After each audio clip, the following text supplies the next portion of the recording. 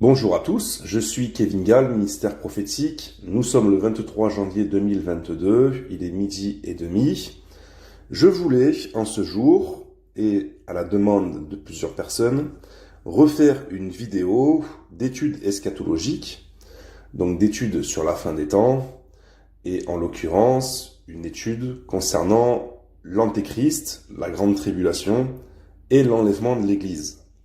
Ces choses sont extrêmement importantes. Il y a également un combat spirituel dans l'Église, dans ce domaine, sur ce thème, et il va falloir encore et encore rabâcher les mêmes choses et approfondir pour que les mal affermis ne tombent pas dans les mensonges et dans les pièges du diable. Et si par la grâce de Dieu même, quelques pasteurs pourraient être éclairés sur ce point, se repentir et prêcher la vérité au peuple de Dieu, eh bien, le Seigneur lui-même serait véritablement réjoui. Et donc, cette vidéo aussi a pour but de réjouir le cœur de Dieu in fine. L'étude que je vais vous donner est l'étude que j'ai reçue il y a bientôt presque 10 ans, suite à des recherches personnelles conduites par l'onction du Saint-Esprit. Quand j'ai commencé à comprendre qu'on n'était pas enlevé avant l'apparition de l'Antéchrist, et la grande tribulation orchestrée par l'Antéchrist, je me suis mis à travailler sincèrement et profondément ce thème. Et quand toute la vérité m'était venue, j'ai reçu la visite d'un ange. Et ce jour-là, je me rappelle très bien, c'est pas quelque chose qu'on peut oublier, c'est même impossible d'oublier une telle chose. J'étais à mon cabinet de kinésithérapie et j'attendais un patient. Alors je me suis allongé sur la table parce que j'étais fatigué et je me suis assoupi. Et quand je me suis assoupi, j'ai vu dans une vision un ange qui était rentré dans le cabinet, qui s'est tourné vers moi, qui a levé sa main, qui l'a rabaissé. Et quand il a fait ça, j'ai été projeté en arrière. Et ça m'a réveillé. Et quand j'ai été réveillé, j'ai entendu une voix qui m'a dit « Va, délivre mon peuple ». Ça a été très clair. Alors j'ai compris que c'était le Seigneur qui m'interpellait en me disant « Je t'ai annoncé, je t'ai conduit dans toute la vérité, maintenant va le crier sur les toits, va délivrer mon peuple des esprits de mensonge, du diable, des fausses doctrines, et va t'opposer aux pasteurs qui prêchent le pré-tribulationnisme. » Et c'est comme ça que j'ai commencé à faire cette œuvre, à crier sur les toits qu'on n'était pas enlevé avant l'apparition de l'Antéchrist. Et à l'époque, en 2012-2013, il n'y avait pas de vidéo sur le post-tribulationnisme, sur Internet. Donc c'était pas par des vidéos sur Internet que j'ai pu être conduit par le Seigneur. Ça a vraiment été par la Bible. Et effectivement, je me suis dit, mais il y a véritablement un grand travail à faire dans ce domaine. Un travail de délivrance du peuple de Dieu et même des pasteurs. Je vous rappelle qu'on n'a pas à lutter contre la chair et le sang, mais contre des puissances sataniques, des puissances démoniaques, qui voilent, qui aveuglent, qui égarent, qui perdent, qui ont une emprise, qui assujettissent les hommes, et qui les conduisent à faire exactement ce qu'ils veulent. Et notamment à mentir et à prêcher des fausses doctrines. Des doctrines de démons, des mensonges pernicieux, qui font perdre les âmes en enfer, étant perdus eux-mêmes. Et ça, c'est un problème. Et ça nécessite une délivrance spirituelle. Donc on va commencer avec le livre de Daniel, au chapitre 7. Parce que c'est là qu'il faut commencer, c'est avec Daniel. Et sa première vision, les 4 bêtes. Donc je lis verset 1er. La première année de Belshazzar, roi de Babylone, Daniel eut un songe et des visions se présentèrent à son esprit pendant qu'il était sur sa couche. Ensuite, il écrivit le songe et raconta les principales choses. Daniel commença et dit « Je regardais pendant ma vision nocturne, et voici les 4 vents des cieux firent irruption sur la grande mer. Et 4 grands animaux sortirent de la mer, différents les uns des autres. Le premier était semblable à un lion, et avait des ailes d'aigle. Je regardais jusqu'au moment où ses ailes furent arrachées. Il fut enlevé de terre et mis debout sur ses pieds, comme un homme, et un cœur d'homme lui fut donné. Et voici un second animal était semblable à un ours, et se tenait sur un côté. Il avait 3 côtes dans la gueule entre les dents, et on lui disait « Lève-toi, mange beaucoup de chair ». Moi, personnellement, ces 3 côtes dans la gueule de l'ours représentent 3 grandes guerres, dans lesquelles l'ours est vainqueur. Je ferme la parenthèse. Après cela, je regardais, et voici un autre était semblable à un léopard, et avait sur le dos 4 ailes comme un oiseau. Cet animal avait 4 têtes et la domination lui fut donnée. Après cela, je regardai pendant mes visions nocturnes, et voici, il y avait un 4e animal, terrible, épouvantable et extraordinairement fort. Il avait de grandes dents de fer, il mangeait, brisait et il foulait aux pieds ce qui restait. Il était différent de tous les animaux précédents, et il avait 10 cornes. Je considérai les cornes, et voici une autre petite corne sortie du milieu d'elle. Et 3 des premières cornes furent arrachées devant cette corne. Et voici, elle avait des yeux comme des yeux d'homme, et une bouche qui parlait avec arrogance. Je regardai pendant que l'on plaçait des trônes, et l'ancien des jours s'assit. Ici, c'est Dieu le Père. Son vêtement était blanc comme la neige, et les cheveux de sa tête étaient comme de la laine pure. Son trône était comme des flammes de feu, et les roues comme un feu ardent. Un fleuve de feu coulait et sortait de devant lui. 1000 milliers le servaient, et 10 000 millions se tenaient en sa présence. Les juges s'assirent, et les livres furent ouverts. Je regardai alors, à cause des paroles arrogantes que prononçait la corne, et tandis que je regardais, l'animal fut tué, et son corps fut anéanti, livré au feu pour être brûlé. Les autres animaux furent dépouillés de leur puissance, mais une prolongation de vie leur fut accordée jusqu'à un certain temps. Je regardai pendant mes visions nocturnes, et voici sur les nuées des cieux arriva quelqu'un de semblable à un fils de l'homme. Il s'avança vers l'ancien des jours, et on le fit approcher de lui. Ici, c'est Jésus. Le Fils de l'homme, c'est Jésus. L'ancien des jours, c'est le Père. Donc, rien qu'ici, dans cette vision, on distingue bien le Père et le Fils. C'est une des preuves les plus flagrantes de l'Ancien Testament. 1. Que Jésus n'est pas le Père. 2. Que Jésus était le Fils de l'homme, avant d'arriver sur la terre en se présentant comme le Fils de l'homme. Quand les Israélites ont entendu Jésus dire et faire savoir qu'il était le Fils de l'homme, je suis convaincu que certaines personnes qui avaient lu le livre de Daniel ont dû se remémorer cette vision en disant « Il est le Fils de l'homme, c'est lui qui va recevoir la domination, la gloire et le règne sur tous les peuples et les nations de la terre. » C'est d'ailleurs le verset suivant. On lui donna la domination, la gloire et le règne, et tous les peuples et les nations et les hommes de toute langue le servirent. Sa domination est une domination éternelle qui ne passera point, et son règne ne sera jamais détruit. Moi, Daniel, j'eus l'esprit troublé au-dedans de moi, et les visions de ma tête m'effrayèrent. Je m'approchai de l'un de ceux qui étaient là, et je lui demandai ce qu'il y avait de vrai dans toutes ces choses. Il me le dit et m'en donna l'explication. Ces 4 grands animaux, ce sont 4 rois qui s'élèveront de la terre. Mais les saints du Très-Haut recevront le royaume, et ils posséderont le royaume éternellement, d'éternité en éternité.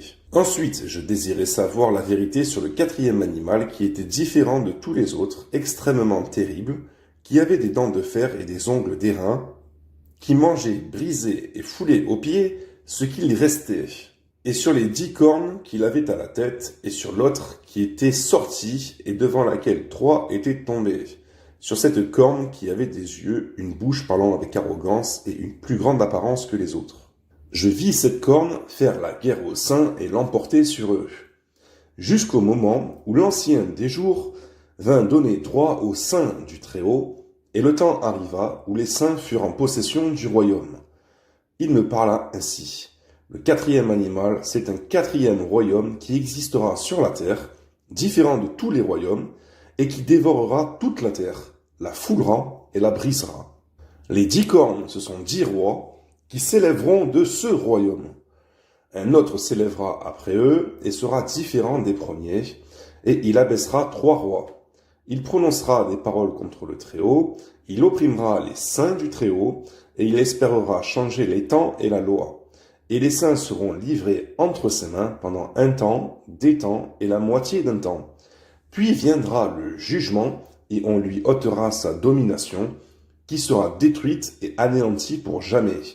Le règne, la domination et la grandeur de tous les royaumes qui sont sous les cieux seront donnés au peuple des saints du Très-Haut. Son règne est un règne éternel, et tous les dominateurs le serviront et lui obéiront. Ici finirent les paroles.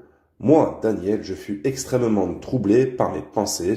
Je changeai de couleur et je conservai ces paroles dans mon cœur. Amen. Donc on a ici, dans cette vision, une explication claire et détaillée de comment le monde doit être conforme avant l'arrivée de l'Antéchrist, avant la grande tribulation orchestrée par l'Antéchrist qui va durer un temps, des temps et la moitié d'un temps, c'est-à-dire 3 ans et demi. C'est précisé dans le livre d'Apocalypse que nous allons lire tout à l'heure, et avant le retour du Seigneur pour sa domination éternelle.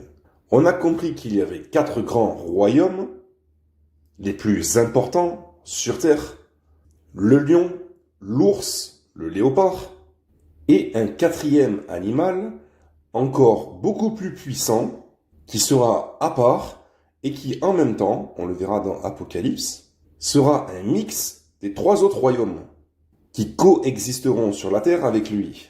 Ce 4e royaume fera naître 10 rois, 10 chefs, mais un autre roi arrivera, il abaissera 3 rois de ce royaume, et il deviendra donc le 8e roi, puisque 10 moins 3, ça fait 7, plus 1, ça fait 8. Et ce 8e roi sera au final le seul roi, la seule corne, qui va s'élever de ce royaume, mais également de la terre, et qui va s'élever en autorité, en chef, sur tout peuple, sur toute nation, sur toute langue, avec l'appui des chefs, des grands, des puissants et des élites de la terre.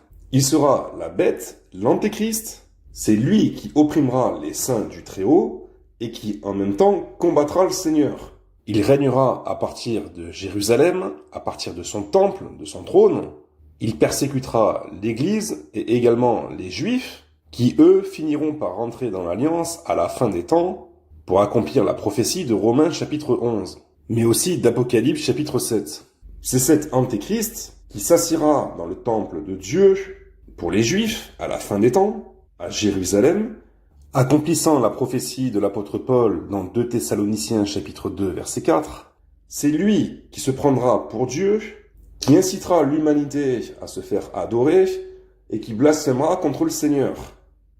Et c'est lui qui opprimera les saints du Très-Haut, qui persécutera l'Église, les chrétiens, et mettra à mort un grand nombre de ceux qui ont le témoignage de Jésus, jusqu'au moment où le Fils de l'homme interviendra pour faire justice, pour juger à la fois la corne, mais également le royaume, le 4e, puisqu'il est question qu'il soit dépouillé, brûlé et jeté au feu, que ce soit l'Antéchrist ou le royaume de l'Antéchrist. Et on verra plus tard que ce royaume de l'Antéchrist, donc ce 4e animal, englobera la ville de Jérusalem, et on verra tout à l'heure que Jérusalem sera la capitale mondiale, c'est la fameuse femme assise sur la bête écarlate, d'Apocalypse chapitre 17 et chapitre 18.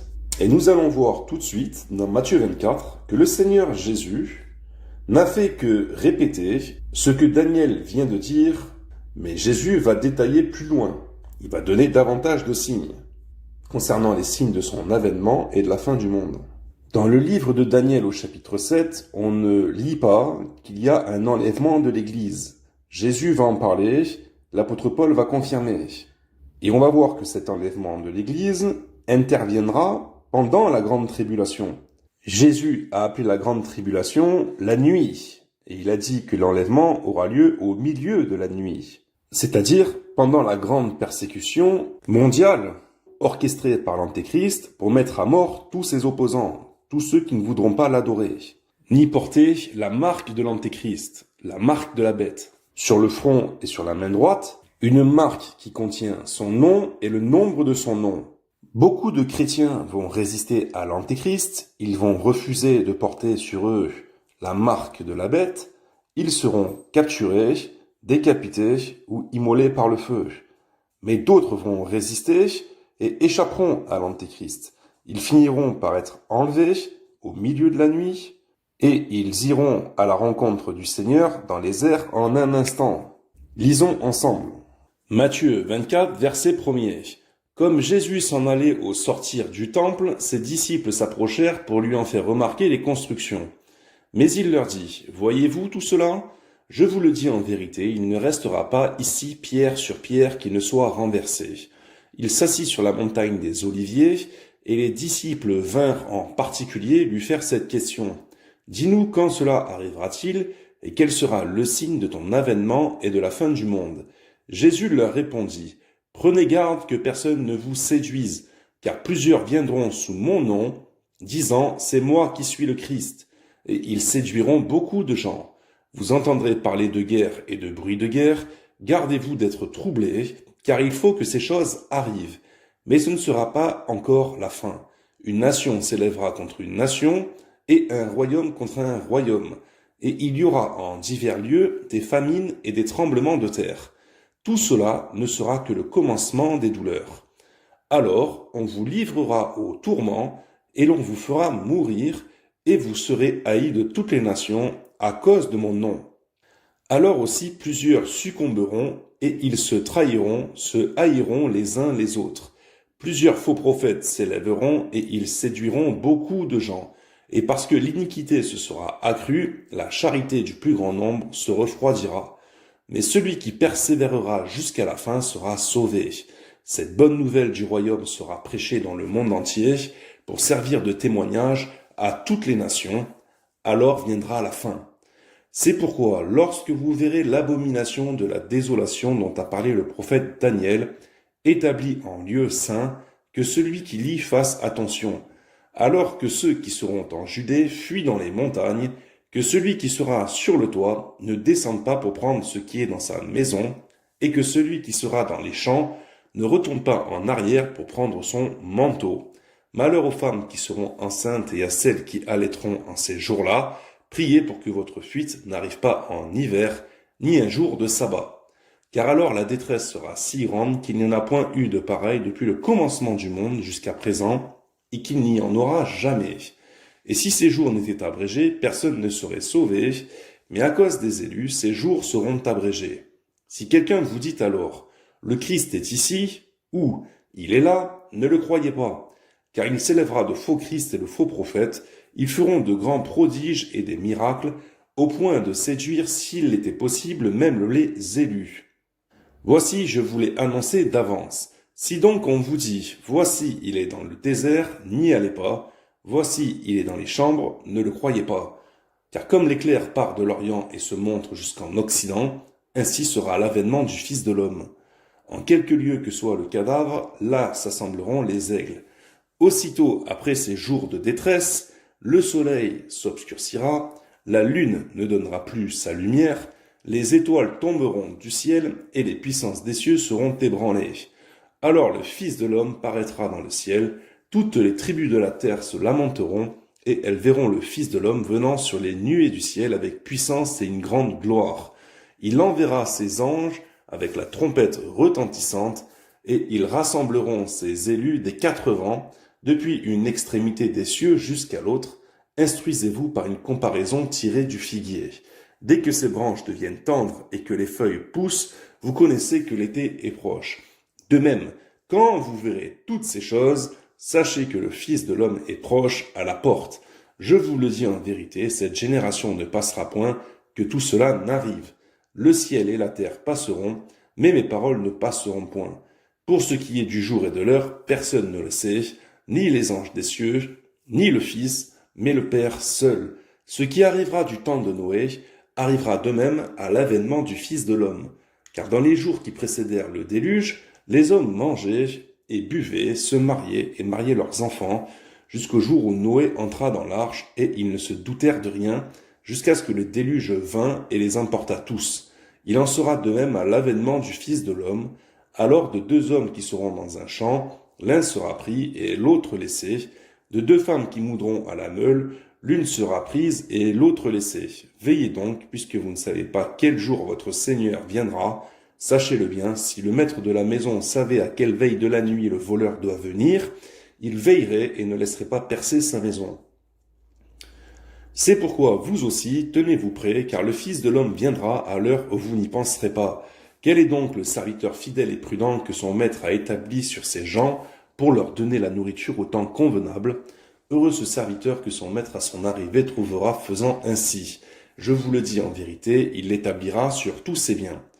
Mais si c'est un méchant serviteur qui dit en lui-même « Mon maître tarde à venir », s'il se met à battre ses compagnons, s'il mange et boit avec les ivrognes, le maître de ce serviteur viendra le jour où il ne s'y attend pas et à l'heure qu'il ne connaît pas.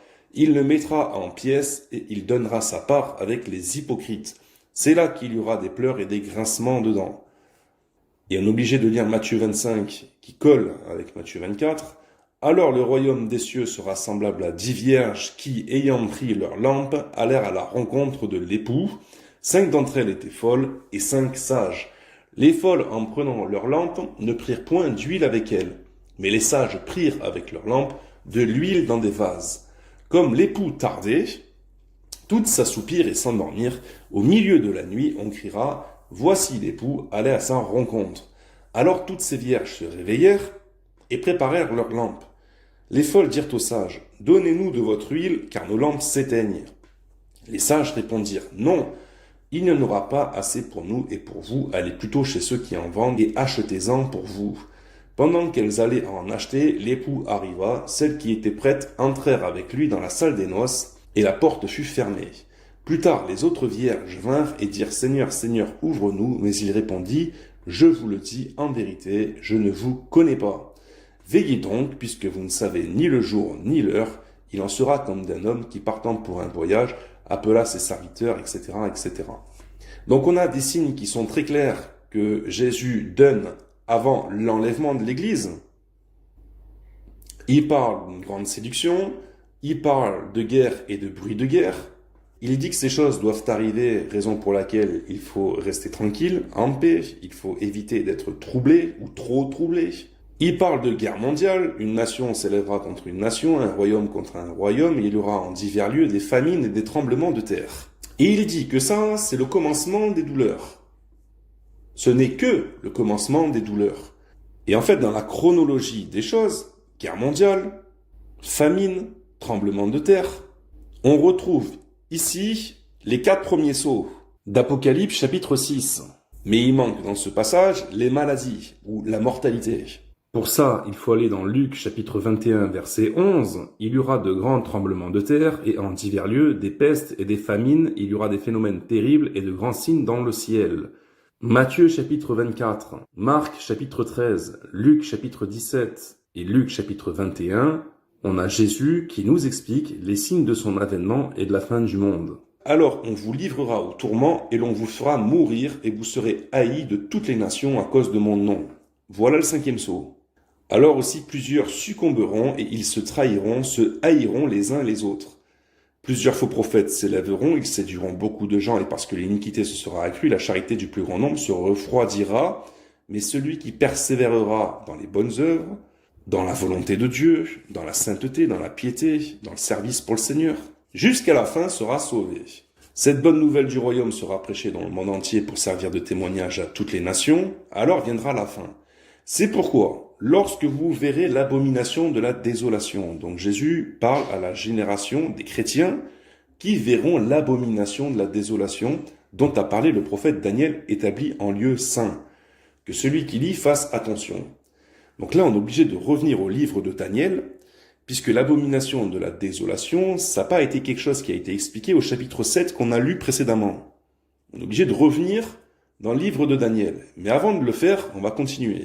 Alors que ceux qui seront en Judée fuient dans les montagnes, que celui qui sera sur le toit ne descende pas pour prendre ce qui est dans sa maison, et que celui qui sera dans les champs ne retourne pas en arrière pour prendre son manteau. Malheur aux femmes qui seront enceintes et à celles qui allaiteront en ces jours-là, priez pour que votre fuite n'arrive pas en hiver ni un jour de sabbat. Car alors la détresse sera si grande qu'il n'y en a point eu de pareil depuis le commencement du monde jusqu'à présent et qu'il n'y en aura jamais. Ici, Jésus nous explique qu'il va y avoir une grande désolation et une grande détresse qui partira de Jérusalem. Il va y avoir de la colère contre le peuple juif, une grande persécution contre eux, au temps de l'Antéchrist. Ce seront les derniers qui rentreront dans l'Alliance et ce seront les derniers qui seront persécutés. Car beaucoup de païens qui auront été chrétiens à l'époque de l'Antéchrist auront déjà été exterminés par l'Antéchrist. Verset 29. Aussitôt après ces jours de détresse, le soleil s'obscurcira, la lune ne donnera plus sa lumière, les étoiles tomberont du ciel et les puissances des cieux seront ébranlées. On a ici le 6e sceau, qu'on retrouve dans Acte 2 et dans Joël 2. Le 6e sceau d'Apocalypse chapitre 6. Après ces jours de détresse, donc après ces jours de grande tribulation orchestrés par l'Antéchrist, le soleil s'obscurcira, la lune ne donnera plus sa lumière, les étoiles tomberont du ciel et les puissances des cieux seront ébranlées. les puissances des cieux seront ébranlées, on parle ici des démons qui seront précipités sur la terre, physiquement. C'est ce qu'on retrouve dans Apocalypse chapitre 12, quand Michel et ses anges combattirent contre le dragon et les démons. Le dragon et les démons sont précipités du ciel sur la terre et ils deviennent animés d'une grande colère. Donc on a des signes cosmiques qui affectent le soleil, la lune, les étoiles, mais il y aura également des puissances spirituelles dans les cieux qui seront ébranlées et précipitées. Apocalypse chapitre 12. Et quand ça sera fait, c'est là que le Seigneur va intervenir, à cause des derniers élus qui vont rester. Une partie sera exterminée, une autre partie sera sauvée. Si le Seigneur le fait pas, il y aura plus personne qui sera sauvé, d'un point de vue physique. C'est ce qu'il dit. Il enverra ses anges avec la trompette retentissante et ils rassembleront ses élus des 4 vents depuis une extrémité des cieux jusqu'à l'autre. Instruisez-vous par une comparaison tirée du figuier. Dès que ses branches deviennent tendres et que les feuilles poussent, vous connaissez que l'été est proche.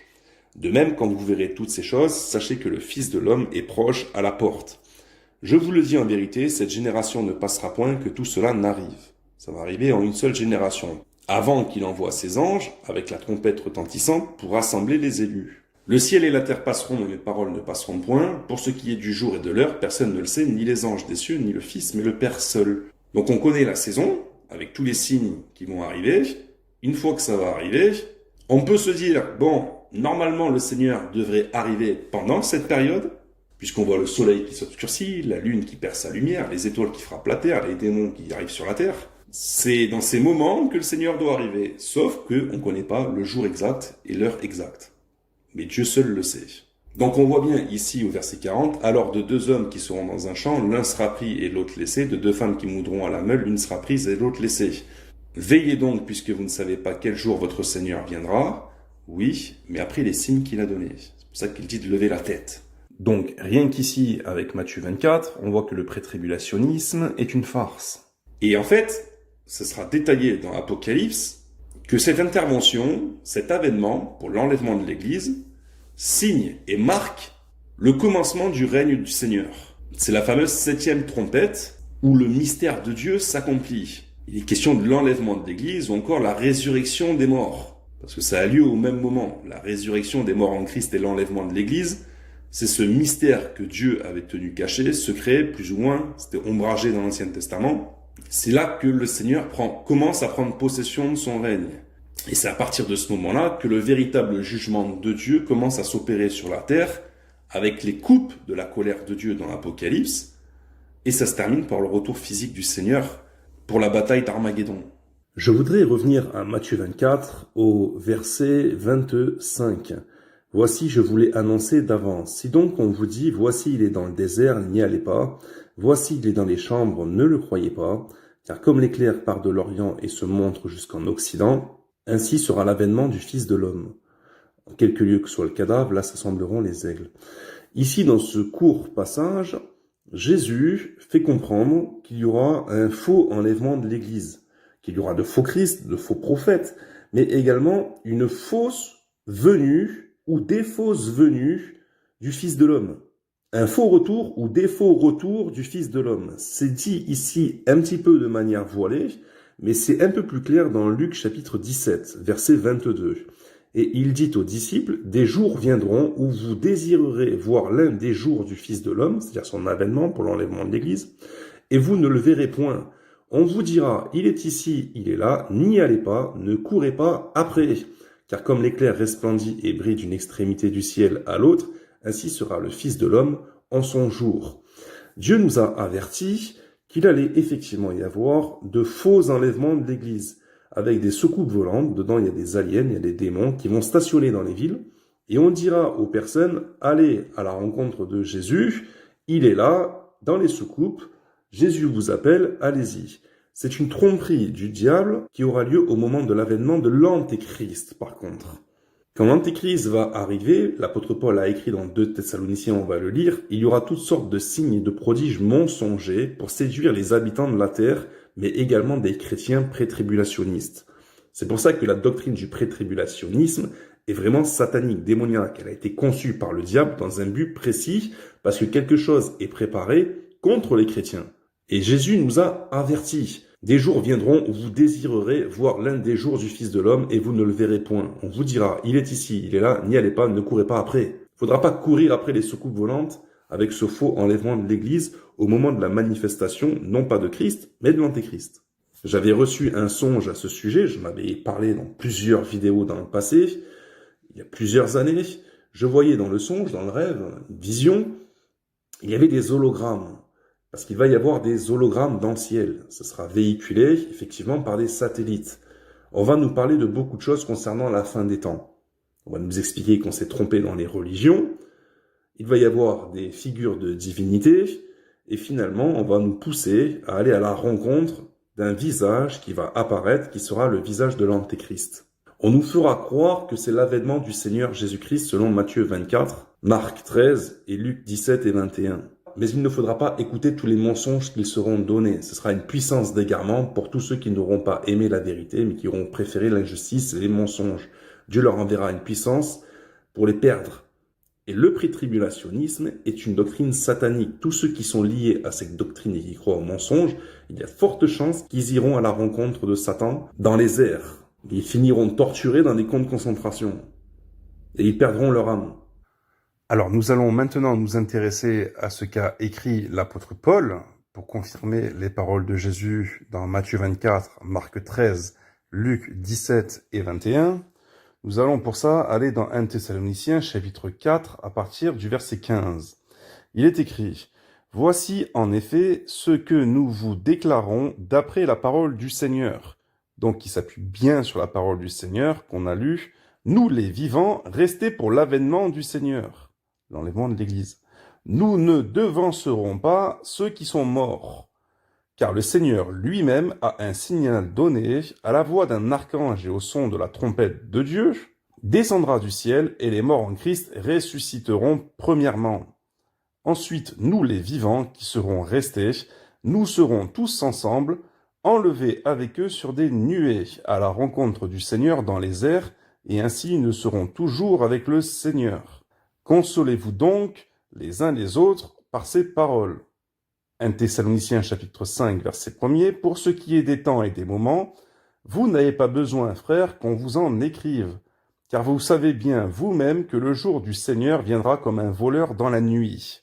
Il poursuit, quand les hommes diront paix et sûreté, alors une ruine soudaine les surprendra, comme les douleurs de l'enfantement surprennent la femme enceinte, et ils n'échapperont point. Mais vous, frères, vous n'êtes pas dans les ténèbres pour que ce jour vous surprenne comme un voleur. Vous êtes tous des enfants de la lumière et des enfants du jour. Nous ne sommes point de la nuit ni des ténèbres. Ne dormons donc point comme les autres, mais veillons et soyons sobres. Car ceux qui dorment, dorment la nuit, et ceux qui s'enivrent la nuit. Mais nous qui sommes du jour, soyons sobres, ayant revêtu la cuirasse de la foi et de la charité, ayant pour casque l'espérance du salut, car Dieu ne nous a pas destinés à la colère, mais à l'acquisition du salut, par notre Seigneur Jésus-Christ, qui est mort pour nous, afin que soit que nous veillions, soit que nous dormions, nous vivions ensemble avec lui. Donc il reprend Matthieu 24, il reprend Matthieu 25, la parabole des vierges qui s'assoupirent, et qui, au milieu de la nuit, sont appelées à la rencontre de l'époux. Il dit de veiller et de prier, et il dit, comme Jésus, de persévérer dans les bonnes œuvres, dans le service pour Dieu, jusqu'à la fin. Nous ne sommes point de la nuit ni des ténèbres, pour dormir, et finalement pour connaître la colère de Dieu, après l'enlèvement de l'Église, qui sera détaillé plus loin dans l'Apocalypse, avec les coupes de la colère de Dieu. Il continue dans 2 Thessaloniciens chapitre 2 verset 1er, pour ce qui concerne l'avènement de notre Seigneur Jésus-Christ et notre réunion avec lui, l'enlèvement de l'Église, nous vous prions, frères, de ne pas vous laisser facilement ébranler dans votre bon sens, et de ne pas vous laisser troubler, soit par quelque inspiration, soit par quelque parole, ou par quelque lettre qu'on dirait venir de nous, comme si le jour du Seigneur était déjà là. Donc le jour du Seigneur, l'avènement du Seigneur, le jour de l'Éternel, tout ça c'est le même jour. Dans l'Ancien Testament, on nous parle du jour de l'Éternel. C'est la même chose. Que personne ne vous séduise d'aucune manière, car il faut que l'apostasie soit arrivée auparavant, et qu'on ait vu paraître l'homme du péché, le fils de la perdition, donc l'Antéchrist. La fameuse corne de Daniel chapitre 7. L'adversaire qui s'élève au-dessus de tout ce qu'on appelle Dieu, ou de ce qu'on adore, jusqu'à s'asseoir dans le temple de Dieu, se proclamant lui-même Dieu.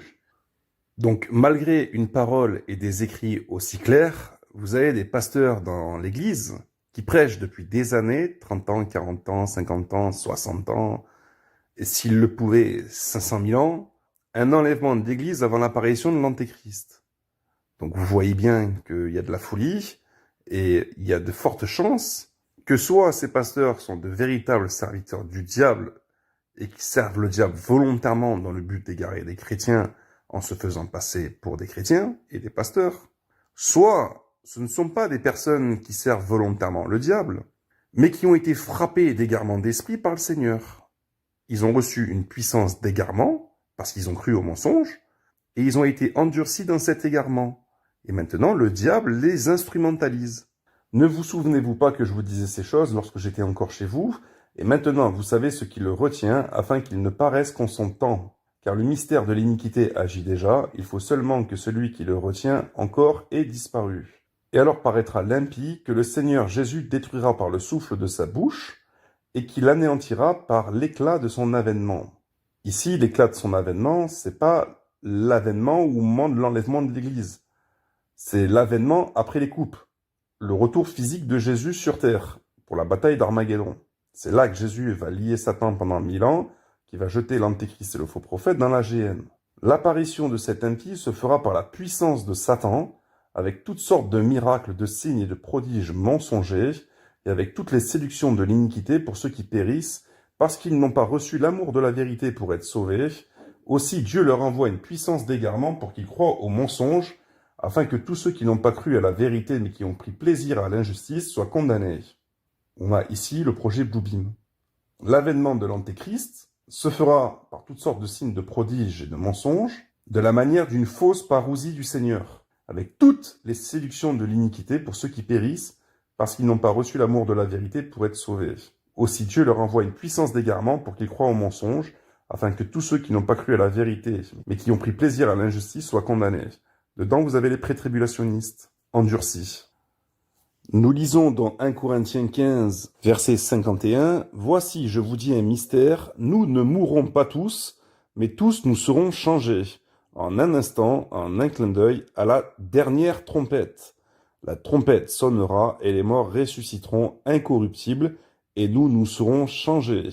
Car il faut que ce corps corruptible revête l'incorruptibilité, et que ce corps mortel revête l'immortalité. » Donc ici, il dit qu'il y a plein de chrétiens qui vont mourir, mais que tous ne vont pas mourir. Et que chrétiens morts en Christ et chrétiens vivants en Christ, en un instant, au son de la trompette, à l'avènement du Seigneur, lors de l'enlèvement de l'Église, tous seront changés. Il parle de la dernière trompette de Dieu. Et ce qui est intéressant à travers cette parole inspirée, eh bien ce sont deux choses. Il nous dit un mystère qui sera confirmé par Jean dans Apocalypse, et il nous explique aussi que c'est la dernière trompette. Dans la Bible, la dernière trompette, c'est la 7e. Et c'est bien de cette trompette-là qu'il parle, sans savoir au moment où il écrit la lettre, que ces choses allaient être détaillées par l'apôtre Jean par la suite, puisque l'Apocalypse de Jean est venu après les lettres de Paul. Donc nous voyons à travers les écrits de l'apôtre Paul que la résurrection des morts en Christ et ainsi que la transformation des corps des chrétiens vivants restés pour l'avènement du Seigneur se fera après tous les signes que Jésus a donnés dans Matthieu 24, dans Marc 13, dans Luc 17 et 21. Il n'y aura plus d'église sur la terre à ce moment-là. C'est détaillé dans l'Apocalypse. Nous voyons l'église jusqu'à la 7e trompette de Dieu. Après la 7e trompette de Dieu, toute l'église, païens et juifs convertis, est au ciel. Martyrs et sauvés par l'enlèvement sont au ciel. Alors s'abattra les coupes de la colère de Dieu, et ensuite viendra le retour physique du Seigneur avec ses armées. C'est aussi simple que ça. Et d'ailleurs, une réflexion s'impose pour les pré-tribulationnistes. Il y a une deuxième possibilité d'être sauvé, alors que Jésus a rappelé dans Matthieu 25 qu'une fois que les vierges sages sont sauvées, le ciel est fermé. Les vierges folles ne peuvent plus être sauvées. Donc il n'y a pas de deuxième chance possible. C'est simplement que l'avènement du Seigneur et l'enlèvement de l'Église, le jour du Seigneur, le jour de l'Éternel, a lieu au milieu de la nuit, pendant la grande tribulation. C'est d'ailleurs ça qui va y mettre un terme. Maintenant, nous allons avancer. On va aller dans Apocalypse chapitre 6, verset 1er. Je regardai quand l'agneau ouvrit un des 7 sceaux, et j'entendis l'un des 4 êtres vivants qui disait, comme d'une voix de tonnerre, « Viens !» Je regardai, et voici parut un cheval blanc. Celui qui le montait avait un arc, une couronne lui fut donnée, et il partit en vainqueur et pour vaincre. Quand il ouvrit le second sceau, j'entendis le second être vivant, qui disait « Viens !» Et il sortit un autre cheval, roux. Celui qui le montait reçut le pouvoir d'enlever la paix sur la terre, afin que les hommes s'égorgeassent les uns les autres, et une grande épée lui fut donnée. Quand il ouvrit le troisième sceau, j'entendis le troisième être vivant qui disait « Viens !» Je regardai, et voici parut un cheval noir. Celui qui le montait tenait une balance dans sa main. Et j'entendis au milieu des 4 êtres vivants une voix qui disait « Une mesure de blé pour un denier, et 3 mesures d'orge pour un denier, mais ne fais point de mal à l'huile et au vin. » Quand il ouvrit le 4e sceau, j'entendis la voix du 4e être vivant qui disait « Viens !» Je regardai, et voici parut un cheval d'une couleur pâle. Celui qui le montait se nommait la mort, et le séjour des morts l'accompagnait. Le pouvoir leur fut donné sur le quart de la terre pour faire périr les hommes par l'épée, par la famine, par la mortalité et par les bêtes sauvages de la terre. Voilà, les 4 premiers sceaux sont détaillés ici et confirment les paroles de Jésus dans Matthieu 24, Marc 13, Luc 17 et 21. Quand il ouvrit le 5e sceau, je vis sous l'autel les âmes de ceux qui avaient été immolés à cause de la parole de Dieu et à cause du témoignage qu'ils avaient rendu. Et ils crièrent d'une voix forte en disant « Jusqu'à quand, Maître saint et véritable, tardes-tu à juger et à tirer vengeance de notre sang sur les habitants de la terre ?» Une robe blanche fut donnée à chacun d'eux, et il leur fut dit de se tenir en repos quelque temps encore, jusqu'à ce que fût complet le nombre de leurs compagnons de service et de leurs frères qui devaient être mis à mort comme eux. Je regardai quand il ouvrit le 6e sceau, il y eut un grand tremblement de terre, le soleil devint noir comme un sac de crin, la lune entière devint comme du sang, et les étoiles du ciel tombèrent sur la terre comme lorsqu'un figuier secoué par un vent violent jette ses figues vertes. Le ciel se retira comme un livre qu'on roule, et toutes les montagnes et les îles furent remuées de leur place. Les rois de la terre, les grands, les chefs militaires, les riches, les puissants, tous les esclaves et les hommes libres, se cachèrent dans les cavernes et dans les rochers des montagnes.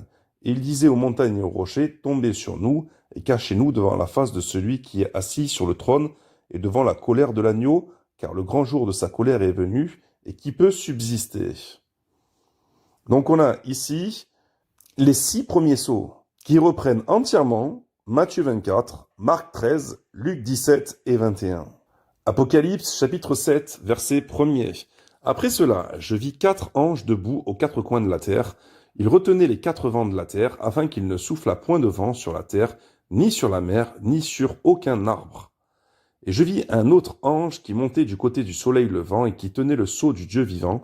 Il cria d'une voix forte aux 4 anges à qui il avait été donné de faire du mal à la terre et à la mer, et il dit « Ne faites point de mal à la terre, ni à la mer, ni aux arbres, jusqu'à ce que nous ayons marqué du sceau le front des serviteurs de notre Dieu. » Et j'entendis le nombre de ceux qui avaient été marqués du sceau, 144 000 de toutes les tribus des fils d'Israël.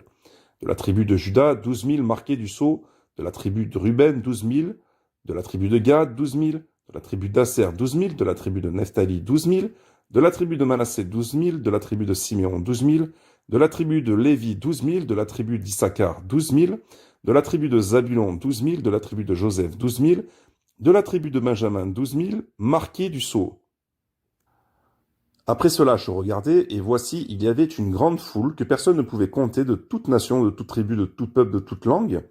Ils se tenaient devant le trône et devant l'agneau, revêtus de robes blanches, et des palmes dans leurs mains. Et ils criaient d'une voix forte en disant « Le salut est à notre Dieu qui est assis sur le trône et à l'agneau. » Et tous les anges se tenaient autour du trône, et les vieillards, et 4 êtres vivants. Ils se prosternèrent sur leur face devant le trône, et ils adorèrent Dieu en disant « Amen la louange, la gloire, la sagesse, l'action de grâce, l'honneur, la puissance et la force, soit à notre Dieu au siècle des siècles. Amen. » Et l'un des vieillards prit la parole et me dit « Ceux qui sont revêtus de robes blanches, qui sont-ils et d'où sont-ils venus ?»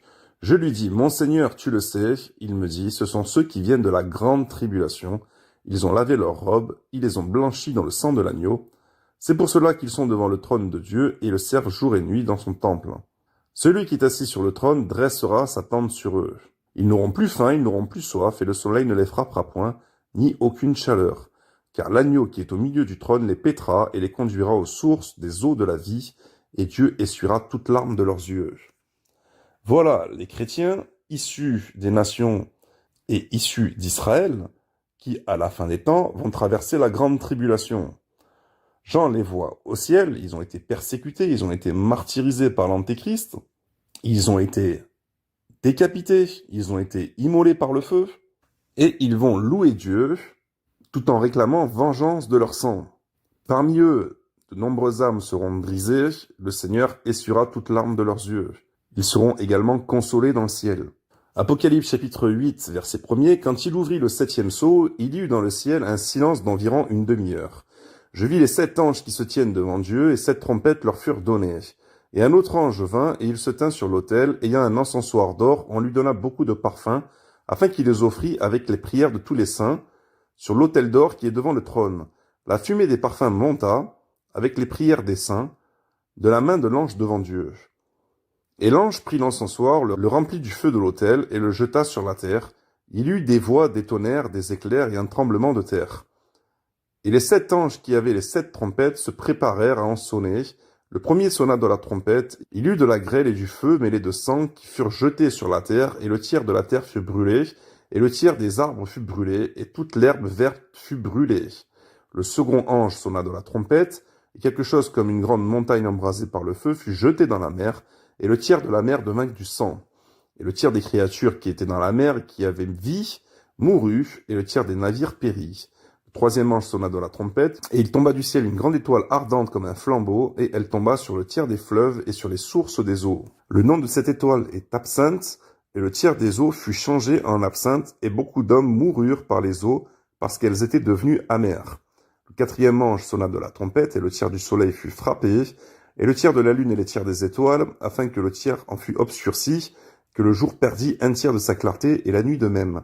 Je regardai et j'entendis un aigle qui volait au milieu du ciel, disant d'une voix forte, « Malheur, malheur, malheur aux habitants de la terre, à cause des autres sons de la trompette et les 3 anges qui vont sonner. » Le 5e ange sonna de la trompette, et je vis une étoile qui était tombée du ciel sur la terre. La clé du puits de l'abîme lui fut donnée, et elle ouvrit le puits de l'abîme.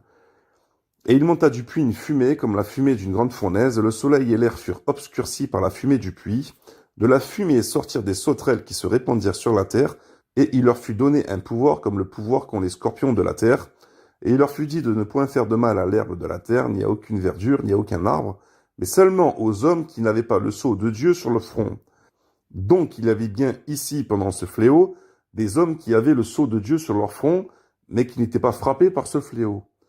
Donc l'Église était encore présente. Il y avait des chrétiens juifs de base comme païens de base. Même si le nombre en tout de chrétiens était réduit à cause de la persécution de l'Antéchrist, il n'en demeure pas moins que l'Église est encore présente. Donc il n'y avait pas encore eu l'enlèvement de l'Église. Donc il n'y avait pas encore eu l'avènement du Seigneur. Et donc il n'y avait pas encore eu la résurrection des morts en Christ.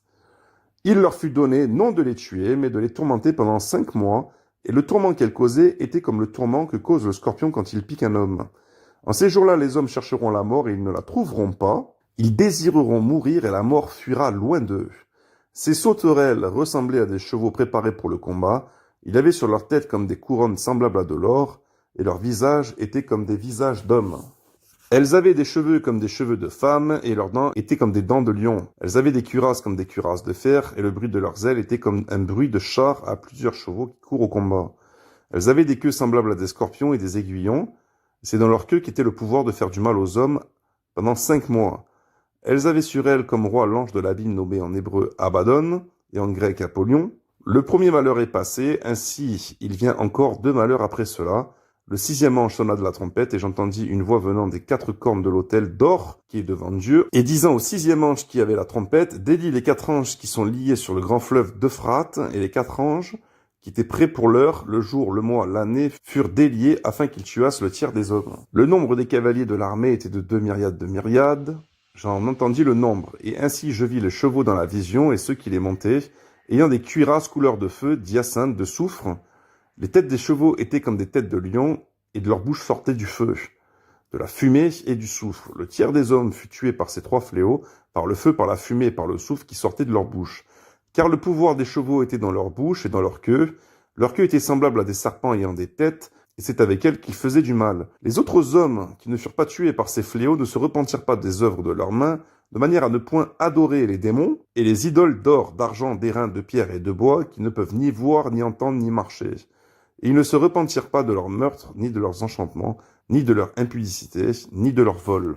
Donc l'Église est présente. C'est surtout ça que je voulais vous montrer. Nous allons enchaîner avec Apocalypse chapitre 10, verset 1er.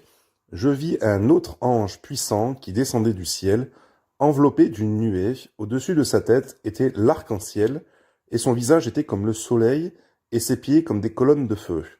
Il tenait dans sa main un petit livre ouvert. Il posa son pied droit sur la mer et son pied gauche sur la terre, et il cria d'une voix forte comme rugit un lion.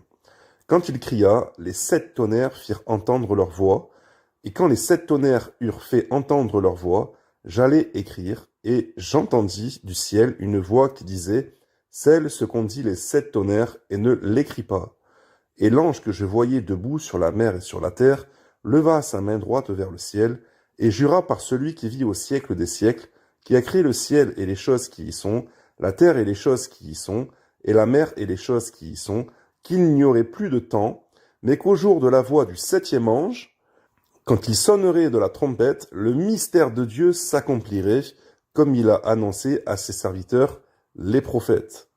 Et comme Paul l'a rappelé également, on l'a lu dans 1 Corinthiens 15, le mystère de Dieu. Et la voix que j'avais entendue du ciel me parla de nouveau et dit, « Va, prends le petit livre ouvert dans la main de l'ange, qui se tient debout sur la mer et sur la terre. » Et j'allai vers l'ange en lui disant de me donner le petit livre, et il me dit, « Prends-le et avale-le, il sera amer à tes entrailles, mais dans ta bouche il sera doux comme du miel. » Je pris le petit livre de la main de l'ange et je l'avalai. Il fut dans ma bouche doux comme du miel, mais quand je l'eus avalé, mes entrailles furent remplies d'amertume. Puis on me dit, il faut que tu prophétises de nouveau sur beaucoup de peuples, de nations, de langues et de rois. Apocalypse chapitre 11, on me donna un roseau semblable à une verge en disant, lève-toi et mesure le temple de Dieu, l'autel et ceux qui y adorent. Mais le parvis extérieur du temple, laisse-le en dehors et ne le mesure pas, car il a été donné aux nations, et elles fouleront aux pieds la ville sainte pendant 42 mois. La ville sainte, c'est Jérusalem, dans la Bible. Je donnerai à mes 2 témoins le pouvoir de prophétiser revêtus de sacs pendant 1260 jours. 1260 jours, ça fait 3 ans et demi. Un peu moins. Cela nous fait penser également aux 3 ans et demi de règne de l'Antéchrist. Donc, puisque l'Église doit voir l'apparition de l'Antéchrist, puisque l'Église doit traverser la grande tribulation orchestrée par l'Antéchrist, et puisque ces 2 témoins sont censés prophétiser pendant 3 ans et demi au temps de l'Antéchrist, nous devons également voir ces 2 témoins envoyés par Dieu pour prophétiser. Nous devons les voir. Verset 4. Ce sont les 2 oliviers et les 2 chandeliers qui se tiennent devant le Seigneur de la terre. Si quelqu'un veut leur faire du mal, du feu sort de leur bouche et dévore leurs ennemis. Et si quelqu'un veut leur faire du mal, il faut qu'il soit tué de cette manière. Alors quand on lit ce verset, on se dit, mais du coup, on ne doit plus aimer nos ennemis, il faut rendre le mal par le mal, il faut appeler le feu qui descend du ciel pour consumer tous ceux qui s'opposent à l'évangile, tous ceux qui ne croient pas en Jésus et qui auraient de mauvaises réactions. On voit une espèce de basculement ici, avec des prophètes qui finalement vont recevoir le pouvoir de faire du mal à leurs persécuteurs. Est-ce que ça vous a un petit peu interpellé, ce verset? Est-ce qu'on peut se dire, mais comment ça se fait, Seigneur? Toi-même, tu as été un agneau qu'on mène à la boucherie, tu as gardé le silence, et avant de rendre l'esprit, tu as dit, Père, pardonne-leur car ils ne savent pas ce qu'ils font. L'apôtre Paul a écrit de ne pas rendre le mal par le mal. Pierre a écrit que quand tu te faisais injurier, tu ne rendais pas l'injure, que quand tu étais maltraité, tu t'en remettais à Dieu qui juge justement. À Pierre, tu lui as dit de ranger son épée dans le fourreau, à Gethsémanée. Et toi-même, Seigneur, tu as enseigné d'aimer nos ennemis, de les bénir et de leur faire du bien. Donc, comment ça se fait? Si quelqu'un veut leur faire du mal, du feu sort de leur bouche et dévore leurs ennemis. Si quelqu'un veut leur faire du mal, il faut qu'il soit tué de cette manière. Il faut qu'il soit tué de cette manière. La révélation, c'est tout simplement qu'à la fin des temps, au temps de l'Antéchrist, il n'y aura pas que des hommes selon la chair, de la lignée d'Adam et Ève. Il y aura véritablement des démons. et des personnes qui seront mi-hommes, mi-démons, exactement comme à l'époque de Noé, les fameux géants de l'Antiquité. Et c'est d'ailleurs ce groupe-là qui va constituer l'armée de l'Antéchrist. Parce que à la fin, quand on voit dans l'Apocalypse, l'Antéchrist et son armée se regroupent, se positionnent et se préparent à la guerre physique contre Christ et son armée à lui. On se dit, mais c'est pas possible une telle opposition. Non, c'est pas naturel, c'est démoniaque. Et à l'époque de l'Antéchrist, il y aura les démons. On va voir ça dans le chapitre suivant, Apocalypse chapitre 12. La chute de Satan et des démons. Et aussi, encore à l'heure actuelle, déjà, il existe sur la Terre une race d'hommes, parmi les élites, qui sont mi-hommes, mi-démons. Et je pense sincèrement que ça a toujours existé. On voit que même à l'époque de Noé, ça existait. Après le déluge, ça a existé, puisque Moïse et Josué devaient entrer à Canaan, et qu'à Canaan, il y avait déjà des géants. Pourtant, le déluge avait déjà eu lieu. Donc on voit que ça perdure. Il y a une continuité, ils sont toujours là. Tant que Satan n'est pas jeté dans la géhenne avec les démons, et tant qu'il a des enfants sur la terre, livrés parmi le blé, il y aura de l'opposition. Mais visiblement, ces deux prophètes-là, eux, ils vont recevoir le pouvoir de tuer physiquement des démons ou une race mi-homme, mi-démon. Ils ont le pouvoir de fermer le ciel afin qu'il ne tombe point de pluie pendant les jours de leur prophétie, et ils ont le pouvoir de changer les eaux en sang et de frapper la terre de toute espèce de plaie chaque fois qu'ils le voudront. Quand ils auront achevé leur témoignage, la bête qui monte de l'abîme leur fera la guerre, les vaincra et les tuera. C'est vraiment un combat acharné à ce moment-là. On te dit, c'est pas possible d'être aussi incrédule. Mais non, on a affaire à des démons. La bête n'est pas un pur homme. De la même manière que Jésus, le Fils de Dieu, est né par le Saint-Esprit, et qu'il était de race divine, la bête, l'Antéchrist, elle est née d'une semence satanique. C'est pour ça qu'on l'appelle la bête. Elle monte de l'abîme. Son ADN est corrompu et satanique. Il est le fils du diable. Quand ils auront achevé leur témoignage, la bête qui monte de l'abîme, c'est vraiment une personne qui monte, qui arrive de l'enfer, leur fera la guerre, les vaincra et les tuera. Dieu va permettre que les deux témoins du Seigneur périssent. Mais ils vont ressusciter, et leurs cadavres seront sur la place de la grande ville, qui est appelée dans un sens spirituel Sodome et l'Égypte, là même où le Seigneur a été crucifié. Donc la grande ville, la ville sainte, c'est la ville où le Seigneur a été crucifié. On sait que c'est pas Rome, mais c'est Jérusalem. Et ça, c'est extrêmement important, prophétiquement parlant, pour discerner les temps. Car les temps apocalyptiques que je suis en train de vous lire, c'est pas les temps de maintenant, ça n'a rien à voir. Des hommes d'entre les peuples, et les tribus, les langues, les nations, verront leurs cadavres pendant 3 jours et demi, et ils ne permettront pas que leurs cadavres soient mis dans un sépulcre. C'est Dieu qui permet ça, parce qu'il faut que la résurrection, leur résurrection, soit visible de tous. Exactement comme Jésus, Dieu n'a pas permis que ses os soient brisés. Et à cause d'eux, les habitants de la terre se réjouiront et seront dans l'allégresse, et ils s'enverront des présents les uns aux autres, parce que ces deux prophètes ont tourmenté les habitants de la terre. Tourmenter les habitants de la terre, ça veut pas dire qu'ils ont tué des hommes qui s'opposaient à leur ministère. Je parle d'hommes qui sont restés hommes, pas des hommes qui ont été corrompus génétiquement par les démons, ou qui sont devenus des robots par des implants biométriques, par l'intelligence artificielle et par les contrôles numériques, comme Satan prévoit également d'agir pour asservir l'humanité. Parce que derrière la marque de la bête, il y a quand même des dispositifs qui modifieront totalement l'homme et qui les rendra semblables à des personnes mi-hommes, mi-démons, ou à des démons. Et pour eux, la nouvelle naissance ou le salut, ce sera impossible, à cause de ça. Là aussi, ça va devenir compliqué avec ces genres de personnes. Il n'est pas impossible que Dieu permette que les deux témoins en exterminent quelques-uns. Après 3 jours et demi, un esprit de vie venant de Dieu entra en eux, et ils se tinrent sur leurs pieds, et une grande crainte s'empara de ceux qui les voyaient. Quand je lis tout ça, ça me fait penser qu'à cette époque, il y aura vraiment pas beaucoup de miracles sur la terre, venant de Dieu. Ce sera la nuit, souvenez-vous que ce sera la nuit, que la parole de Dieu sera attaquée, que les serviteurs de Dieu ne pourront plus travailler pour le Seigneur, qu'à cause de l'apostasie, les songes, les visions, les révélations, le discernement, l'intelligence, la sagesse divine, la connaissance, la foi et les miracles, tout ça, là, ça va s'étouffer. Souvenez-vous de la parabole des vierges. Et toutes les vierges s'assoupirent. Ça veut dire que vraiment, il y a un étouffement de l'Église. Et ça, c'est à cause de l'apostasie et de la persécution. Mais ça a déjà commencé quand même, hein. Je vous le dis, hein. Ça a déjà commencé aujourd'hui sur Terre. Mais ça sera crescendo jusqu'au retour du Seigneur. Et ils entendirent du ciel une voix qui leur disait « Montez ici », et ils montèrent au ciel dans la nuée, et leurs ennemis les virent.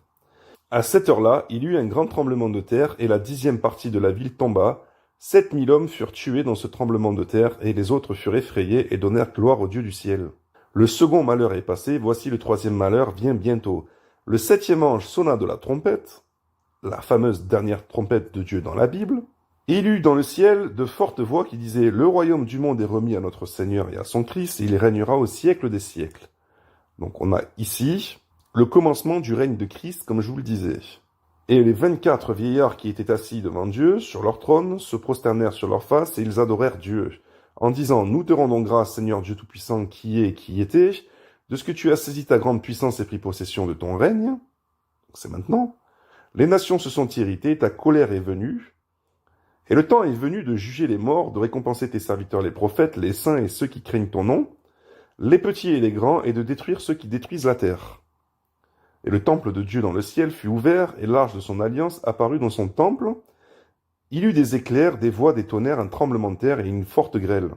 Donc la 7e trompette marque une fin, la fin du règne du diable, et le début du règne de Christ qui prend possession de son règne. Autrement dit, ça marque l'avènement du Seigneur. Il n'est pas question ici clairement détaillé que c'est l'enlèvement de l'Église, mais on va voir qu'après la 7e trompette, il y a le temps de la moisson dans Apocalypse chapitre 14. Et la moisson, c'est ça l'enlèvement de l'Église. Et ensuite, il y a les coupes. Et après, il y a le retour physique du Seigneur. Apocalypse chapitre 12. Un grand signe parut dans le ciel, une femme enveloppée du soleil, la lune sous ses pieds, et une couronne de 12 étoiles sur sa tête. Elle était enceinte, et elle criait, étant en travail, et dans les douleurs de l'enfantement. Un autre signe parut encore dans le ciel, et voici, c'était un dragon rouge, ayant 7 têtes et 10 cornes, et sur ses têtes 7 diadèmes. Sa queue entraînait le tiers des étoiles du ciel, et les jetait sur la terre. Le dragon se tint devant la femme qui allait enfanter afin de dévorer son enfant lorsqu'elle aurait enfanté. Elle enfanta un fils qui doit paître toutes les nations avec une verge de fer, et son enfant fut enlevé vers Dieu et vers son trône. C'est Jésus. La femme s'enfuit dans le désert où elle avait un lieu préparé par Dieu afin qu'elle y fût nourrie pendant 1260 jours, 3 ans et demi.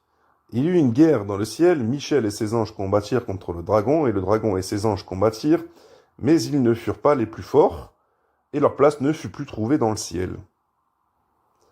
Et il fut précipité le grand dragon, le serpent ancien, appelé le diable et Satan, celui qui séduit toute la terre, il fut précipité sur la terre, et ses anges furent précipités avec lui.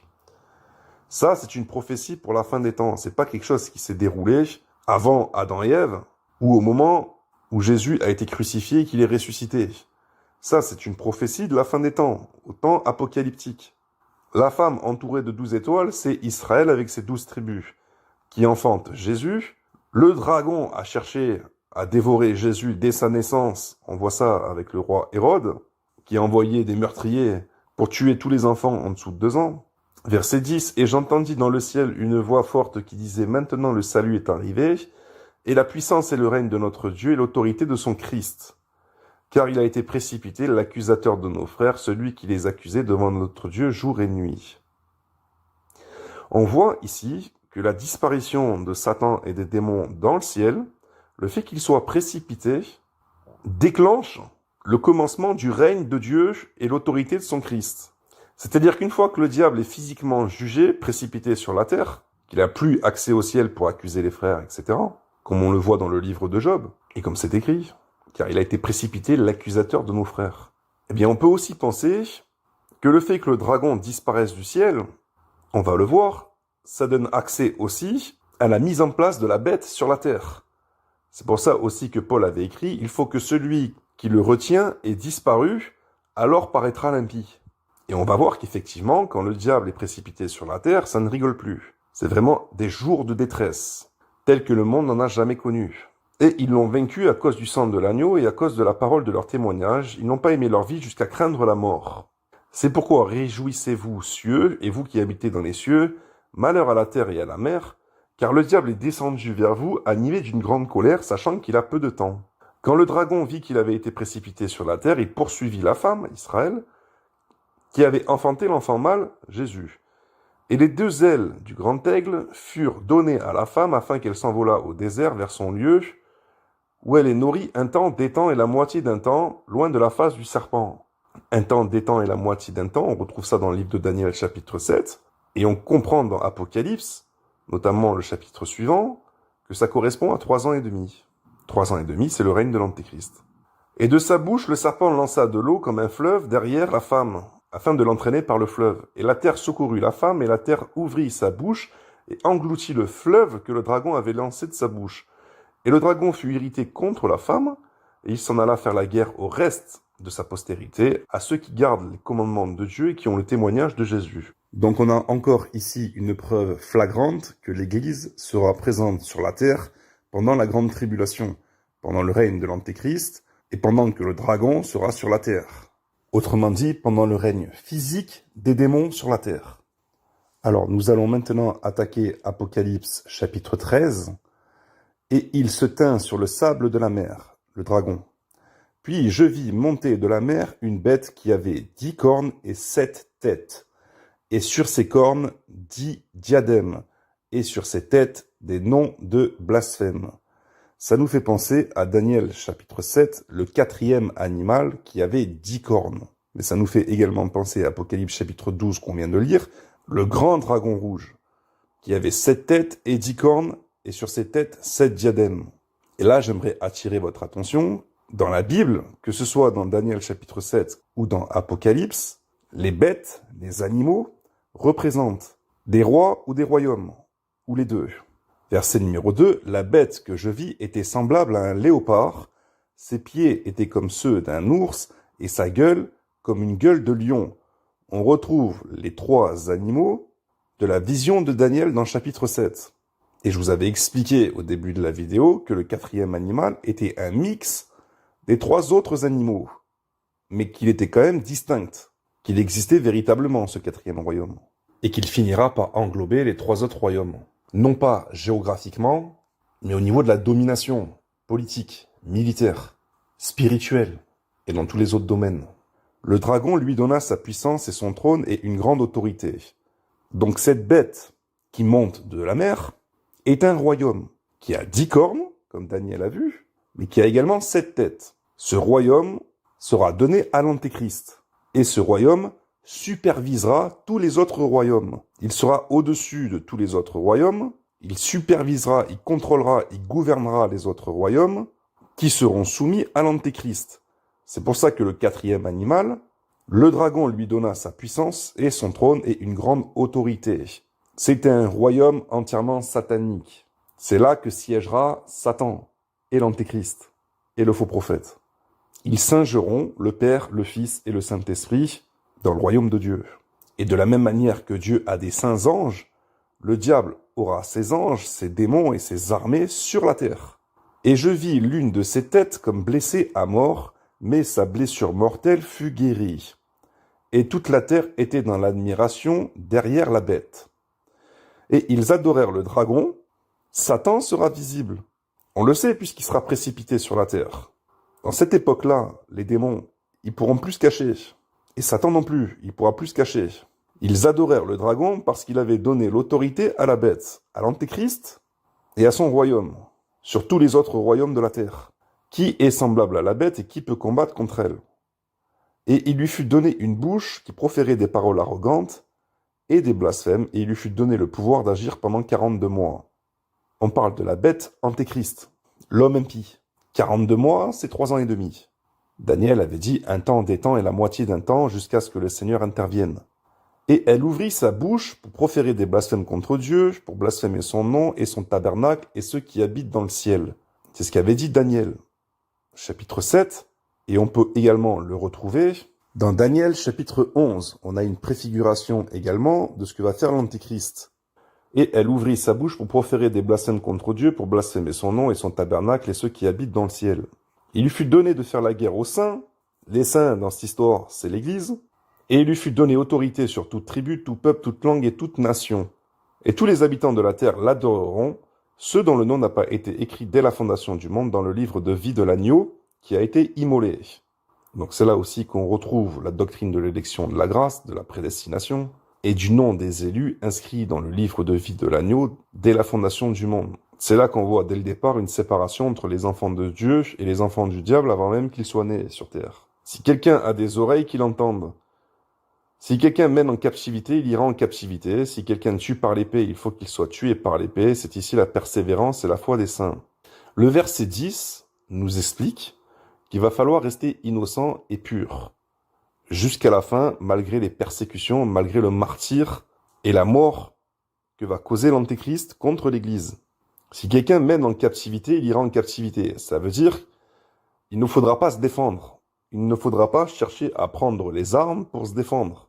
Il ne faudra pas chercher à emprisonner nos ennemis, à leur faire du mal ou à les tuer. Car si quelqu'un mène en captivité, il ira en captivité. Ou si quelqu'un tue par l'épée, il faut qu'il soit tué par l'épée. Souvenez-vous des paroles de Jésus qui a dit à Pierre, « Range ton épée ». Car tous ceux qui prendront l'épée périront par l'épée. C'est pourquoi il y a une exhortation ici. C'est écrit, c'est ici la persévérance et la foi des saints. Il va falloir persévérer dans la foi, dans l'obéissance à la foi, et se laisser faire si on est pris en captivité pour être guillotiné, ou frappé par l'épée pour mourir, ou pour être brûlé vif.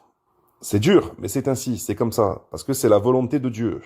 Pour le peuple de Dieu à la fin des temps, c'est pourquoi il est écrit, il lui fut donné de faire la guerre aux saints et de les vaincre.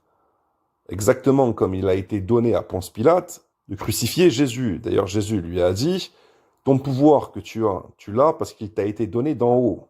Donc, il va falloir être comme Jésus à la fin des temps. Il va falloir être comme des agneaux qu'on mène à la boucherie. Il va falloir rester silencieux. Il n'y aura pas d'injures. Il n'y aura pas de gestes déplacés. Il n'y aura pas de « je réponds au mal par le mal ».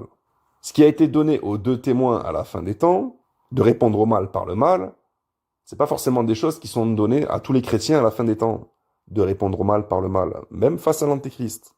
Il y a des personnes qui vont chercher à tuer l'Antéchrist. Il va recevoir une blessure mortelle, mais il va revenir à la vie. Et c'est ça qui va séduire également les habitants de la terre.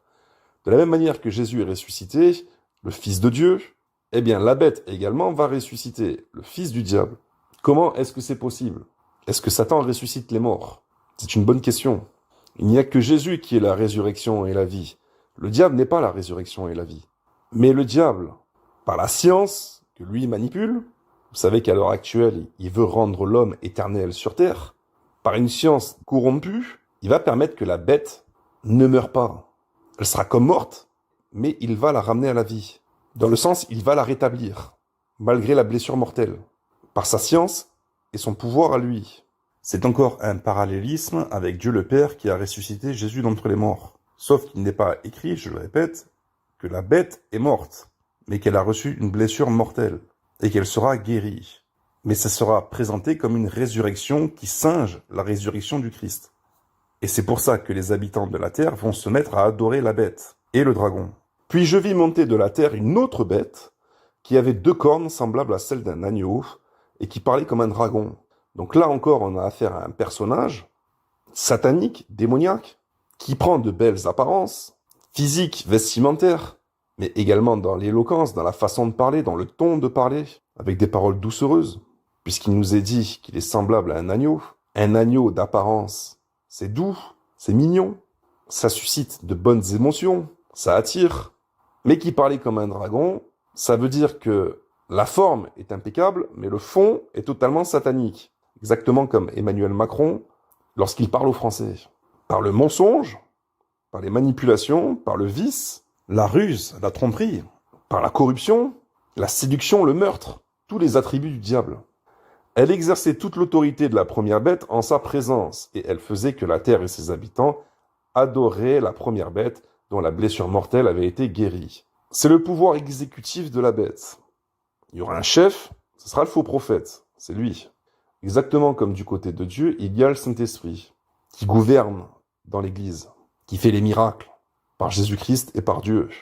Elle exerçait toute l'autorité de la première bête en sa présence, et elle faisait que la terre et ses habitants adoraient la première bête, dont la blessure mortelle avait été guérie. Elle opérait de grands prodiges, même jusqu'à faire descendre du feu du ciel sur la terre à la vue des hommes.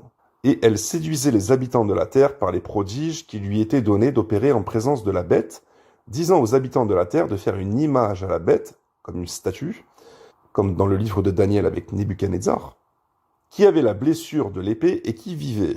Il lui fut donné d'animer l'image de la bête, afin que l'image de la bête parlât, et qu'elle fit que tous ceux qui n'adoraient pas l'image de la bête fussent tués. Tous ceux qui n'adoraient pas l'image de la bête fussent tués. Normalement, à ce stade, ceux qui n'adoraient pas l'image de la bête et qui ont été tués, c'est l'Église. Et elle fit que tous, petits et grands, riches et pauvres, libres et esclaves, reçussent une marque sur leur main droite ou sur leur front, et que personne ne put acheter ni vendre sans avoir la marque, le nom de la bête ou le nombre de son nom. C'est ici la sagesse que celui qui a de l'intelligence calcule le nombre de la bête, car c'est un nombre d'hommes et son nombre est 666. Donc, pour qu'il y ait la marque de la bête, il faut déjà qu'il y ait faux prophète, parce que c'est le faux prophète qui va l'imposer, cette marque. Et pour qu'il y ait le faux prophète, il faut aussi qu'il y ait la bête. Donc c'est pourquoi je réponds à des personnes qui m'ont harcelé cet été. Le vaccin contre le Covid-19 actuellement n'est pas la marque de la bête, au sens apocalyptique. On n'est pas dans les temps là. Ça ressemble, mais c'est pas du tout. D'ailleurs, le vaccin, vous ne le recevez pas sur le front, ni sur la main droite. Donc il faut arrêter de croire n'importe quoi et de dire n'importe quoi. Mais il y a le même esprit derrière. Sans la marque de la bête, on peut ni acheter ni vendre. Est-ce que ça veut dire pour autant qu'on peut aller se jeter sur le vaccin pour se faire vacciner? Non, bien sûr que non. Dieu a averti que c'était un poison qu'il ne fallait pas prendre, qu'il y a une intention malsaine derrière. On ne veut pas votre bien, on veut votre mal. Et c'est planifié depuis des décennies. Ah oui, mais les tests PCR, on rentre dans le nez, on vient gratouiller là-haut, dans le cerveau. C'est ça la marque sur le front. Non, rien à voir, arrêtez. Donc, je lis Apocalypse chapitre 14, verset 1er. Je regardais, et voici, l'agneau se tenait sur la montagne de Sion, et avec lui 144 000 personnes, qui avaient son nom et le nom de son père écrits sur leur front. Et j'entendis du ciel une voix comme un bruit de grosses eaux, comme le bruit d'un grand tonnerre, et la voix que j'entendis était comme celle de joueurs de harpe, jouant de leur harpe. Et ils chantaient un cantique nouveau devant le trône, et devant les 4 êtres vivants et les vieillards, et personne ne pouvait apprendre le cantique, si ce n'est les 144 000 qui avaient été rachetés de la terre. Ce sont ceux qui ne se sont pas souillés avec des femmes, car ils sont vierges, ils suivent l'agneau partout où il va. Ils ont été rachetés d'entre les hommes comme des prémices pour Dieu et pour l'agneau. Et dans leur bouche, il ne s'est point trouvé de mensonge, car ils sont irrépréhensibles. Donc là, pas besoin de communiquer sur ça, c'est très clair. Je vis un autre ange qui volait par le milieu du ciel, ayant un évangile éternel pour l'annoncer aux habitants de la terre, à toute nation, à toute tribu, à toute langue et à tout peuple. Cet ange aussi, on doit le voir par le milieu du ciel, avant l'enlèvement de l'Église.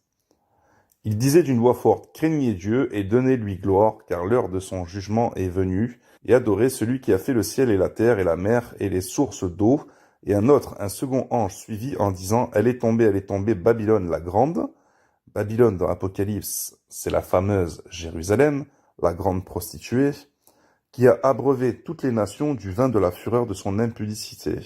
Et un troisième ange les suivit en disant d'une voix forte, « Si quelqu'un adore la bête et son image, et reçoit une marque sur son front et sur sa main, il boira lui aussi du vin de la fureur de Dieu, versé sans mélange dans la coupe de sa colère, et il sera tourmenté dans le feu et le soufre, devant les saints anges et devant l'agneau. Et la fumée de leur tourment monte au siècle des siècles, et ils n'ont de repos ni jour ni nuit, ceux qui adorent la bête et son image, et quiconque reçoit la marque de son nom. » C'est ici la persévérance des saints, de l'Église, qui gardent les commandements de Dieu et la foi de Jésus. C'est très clair. Donc l'Église traversera bien la grande tribulation, et l'Église ne devra pas prendre la marque de la bête, sous peine d'être jugée et de subir un jugement éternel.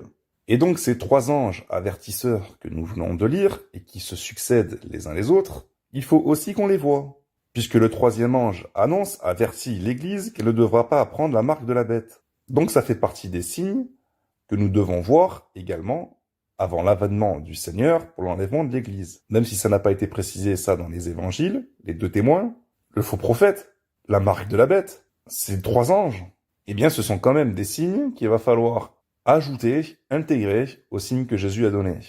Alors verset 13, « Et j'entendis du ciel une voix qui disait, « Écris, heureux dès à présent les morts qui meurent dans le Seigneur, oui, dit l'Esprit, afin qu'ils se reposent de leurs travaux, car leurs œuvres les suivent.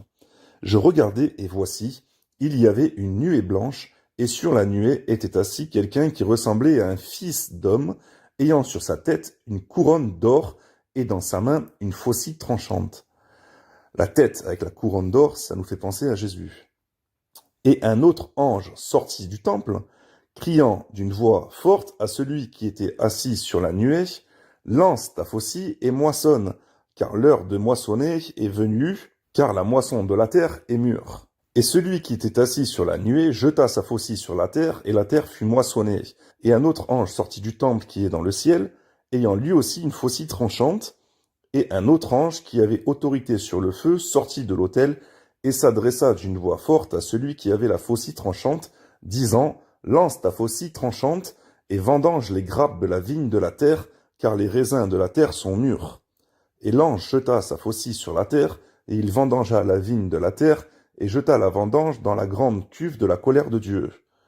Et la cuve fut foulée hors de la ville, et du sang sortit de la cuve jusqu'aux morts des chevaux sur une étendue de 1100 stades. Donc nous avons dans Apocalypse l'accomplissement de la prophétie en ce qui concerne la moisson. Jésus avait parlé de la moisson. Le Seigneur en a parlé dans Matthieu chapitre 13, à partir du verset 24.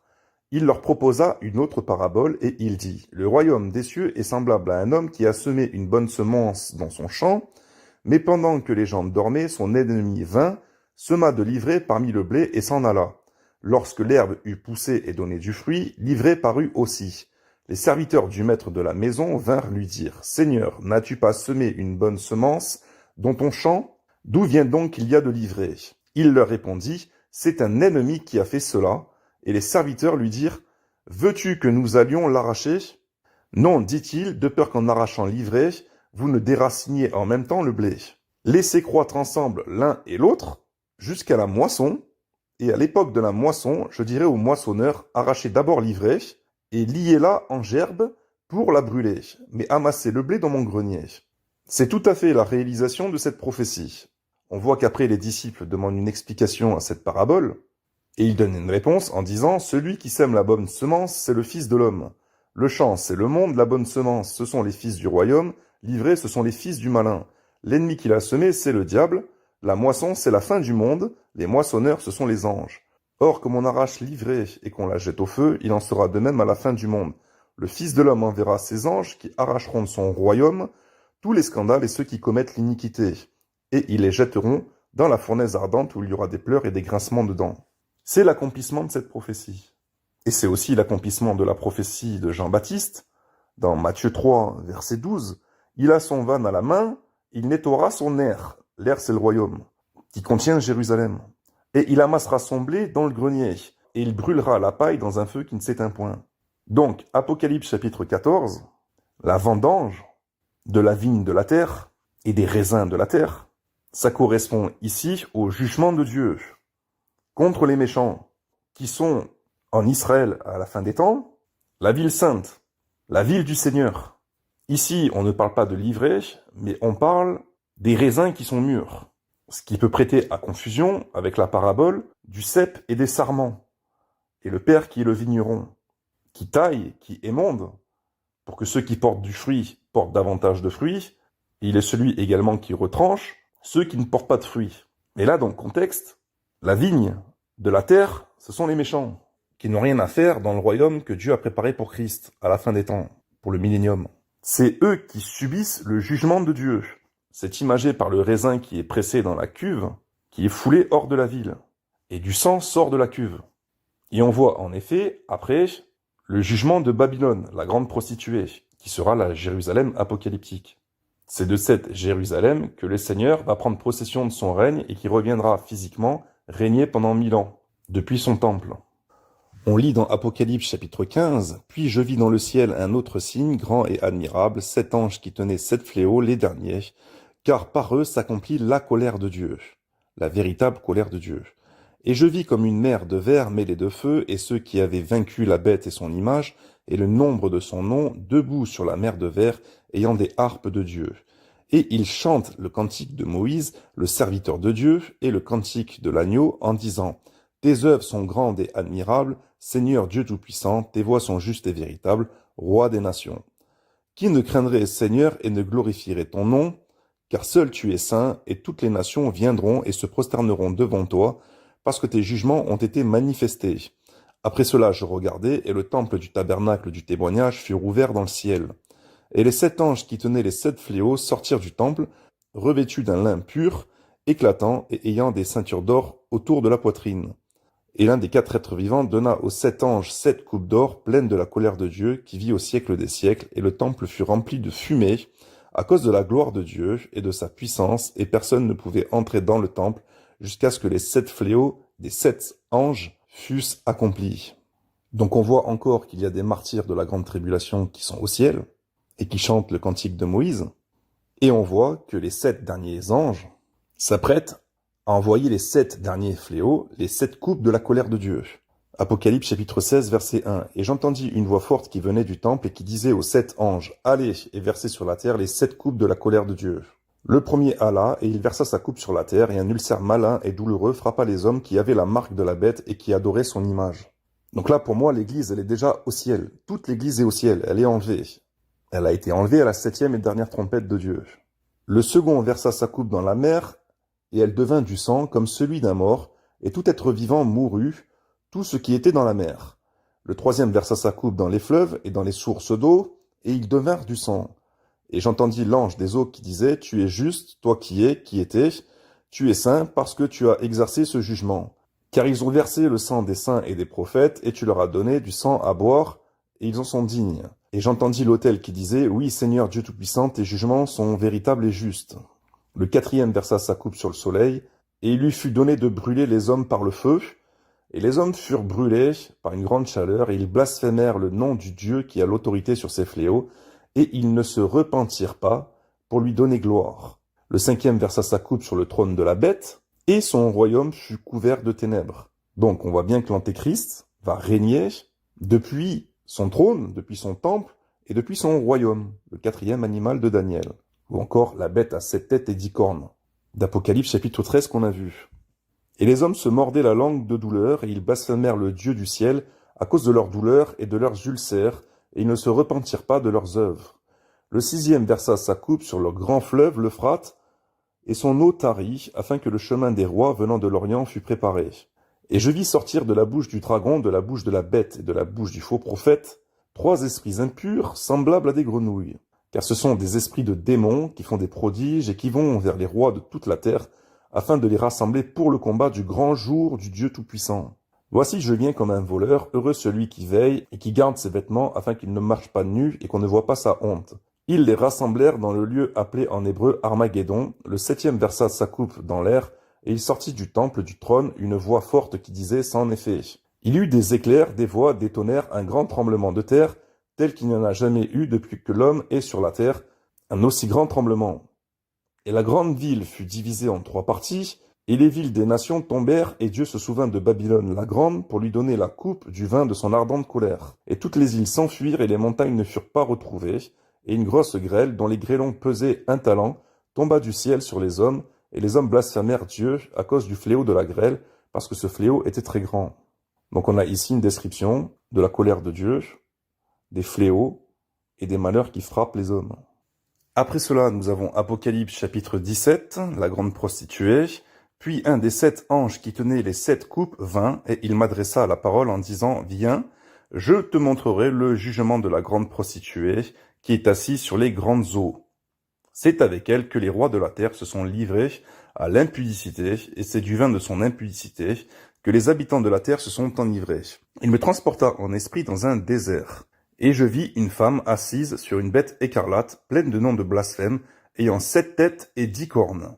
On retrouve une bête avec 10 cornes, et 7 têtes, comme dans Apocalypse chapitre 12, et comme dans Apocalypse chapitre 13. Cette femme était vêtue de pourpre et d'écarlate, et parée d'or, de pierres précieuses et de perles. Elle tenait dans sa main une coupe d'or remplie d'abominations et des impuretés de sa prostitution. Sur son front était écrit un nom, un mystère, Babylone la Grande, la mère des impudiques et des abominations de la terre. Donc c'est une ville, c'est pas une église. C'est pas l'église catholique romaine. C'est une ville. Et on va encore avoir la confirmation qu'il s'agit de Jérusalem. Et je vis cette femme ivre du sang des saints et du sang des témoins de Jésus. Et en la voyant, je fus saisi d'un grand étonnement. Et l'ange me dit, pourquoi t'étonnes-tu? Je te dirai le mystère de la femme et de la bête qui la porte, qui a les 7 têtes et les 10 cornes. La bête que tu as vue était, et elle n'est plus. Elle doit monter de l'abîme et aller à la perdition. Ça nous fait penser également à l'Antéchrist. La bête que tu as vue était et elle n'est plus. Elle doit monter de l'abîme et aller à la perdition. Donc il s'agit bien ici d'un territoire. La bête territoire. Elle était, elle n'est plus, et elle doit monter de l'abîme. Un territoire qui existait avant Jean, qui à l'époque de Jean n'existait plus, mais qui doit revenir en montant de l'abîme. Ça veut dire par la puissance des ténèbres, et aller à la perdition. Dieu jugera ce territoire, ce royaume. Et les habitants de la terre, ceux dont le nom n'a pas été écrit dès la fondation du monde dans le livre de vie, s'étonneront en voyant la bête parce qu'elle l'était, et qu'elle n'est plus, et qu'elle reparaîtra. C'est ici l'intelligence qui a de la sagesse. Les 7 têtes sont 7 montagnes sur lesquelles la femme est assise. Donc la femme, c'est bien une ville. Parce qu'il n'y a qu'une ville, un territoire, qui peut être entouré de 7 montagnes. Ce sont aussi 7 rois. 5 sont tombés, à l'époque de Jean. Il y avait eu en effet 5 royaumes qui englobaient Jérusalem, 5 empires, 5 royaumes, 5 territoires, antichrist, avec leur empereur ou leur roi antichrist, qui ont existé et qui ont été détruits avant l'époque de Jean. On sait que l'Égypte a englobé Jérusalem, puis la Syrie, puis Babylone, les Mèdes et les Perses, l'Empire grec. On sait qu'à l'époque de Jean, c'était l'Empire romain qui existait et qui englobait Jérusalem. Et il dit, l'autre n'est pas encore venu, et quand il sera venu, il doit rester peu de temps. Quel autre royaume ou quel autre empire a englobé Jérusalem après la chute de l'Empire romain? C'est l'Empire ottoman.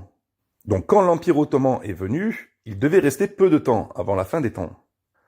Et la bête qui était et qui n'est plus est elle-même un 8e roi. Donc après l'Empire ottoman, il doit revenir un autre royaume ou un autre empire qui doit englober Jérusalem de nouveau et dont les limites, les frontières ou encore le visage a déjà été connu dans le passé. Je pense personnellement que le futur royaume de l'Antéchrist aura les mêmes frontières que l'époque d'Israël, à l'époque de Moïse et de Josué quand ils sont rentrés à Canaan et quand ils se sont installés. Dieu avait donné les frontières de leur royaume et je pense que Satan va également singer Dieu dans ce sens à la fin des temps. C'est pour ça qu'il est écrit un royaume qui était, qui n'est plus et qui reparaîtra. Et finalement, je pense que quand le Seigneur va revenir, il va reconquérir ce royaume qui avait les mêmes frontières que le royaume d'Israël que Dieu avait donné à Josué et aux Israélites. Et je pense aussi que la future Jérusalem, la grande ville, sera beaucoup plus grande que la Jérusalem actuelle. Elle sera agrandie territorialement. Je pense qu'elle sera rebâtie après la Troisième Guerre mondiale, à la manière de l'Antéchrist. Une fois que le catholicisme, l'islam et le sionisme auront été détruits après la Troisième Guerre mondiale. En tout cas, cette Jérusalem sera entourée de 7 montagnes. Et là, je ne suis pas spécialiste en géographie pour dire que Jérusalem est entourée de 7 collines ou 7 montagnes. Certains le disent, et certains disent que c'est Rome. Mais il y a des détails dans l'Apocalypse qu'on ne peut pas rater, ça ne peut pas être Rome, c'est forcément Jérusalem. La bête qui était et qui n'est plus est elle-même un 8e roi, et elle est du nombre des 7, et elle va à la perdition. Quand on parle de roi, que ce soit dans le livre de Daniel ou dans l'Apocalypse, on parle de roi homme et de royaume. Et tout ça, c'est mêlé, en fait. Il faut comprendre dans le contexte, est-ce qu'il s'agit d'un homme ou est-ce qu'il s'agit d'un territoire physique, d'un royaume physique. Donc ce royaume de l'Antéchrist sera à la fois le 8e royaume antichrist, qui englobera Jérusalem, mais ce sera véritablement un royaume qui vient de l'abîme, ça veut dire qu'il vient de Satan lui-même, et dont les chefs sont sataniques.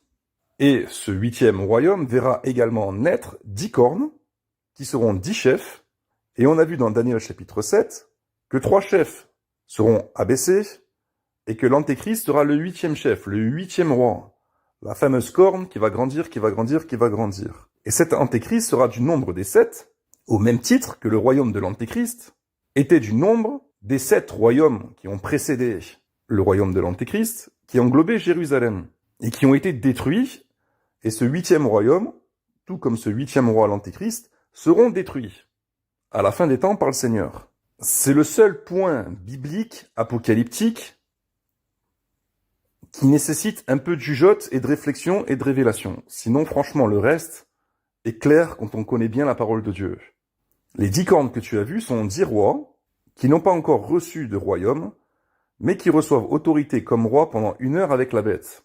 Là, ce verset aussi, il est bizarre. On nous dit dans Daniel que du 4e animal sortira 10 cornes, qui sont 10 rois, et là, dans Apocalypse, on nous dit la même chose, que la bête, elle a 10 cornes, que ce sont également 10 rois, mais que ce sont des rois qui n'ont pas reçu de royaume.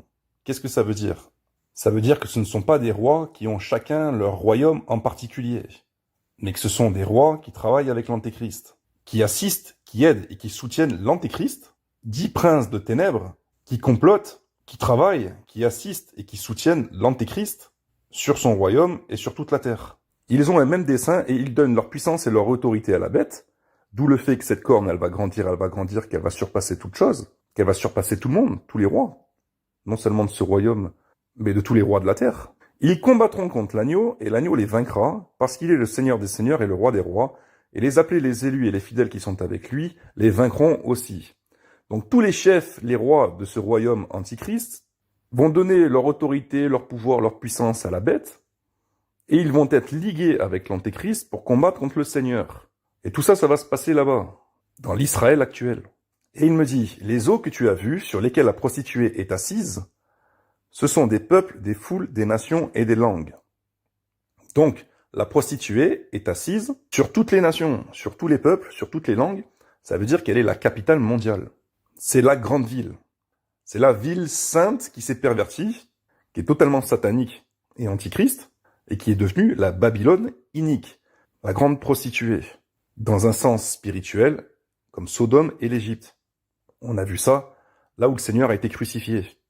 On a vu ça dans Apocalypse chapitre 11.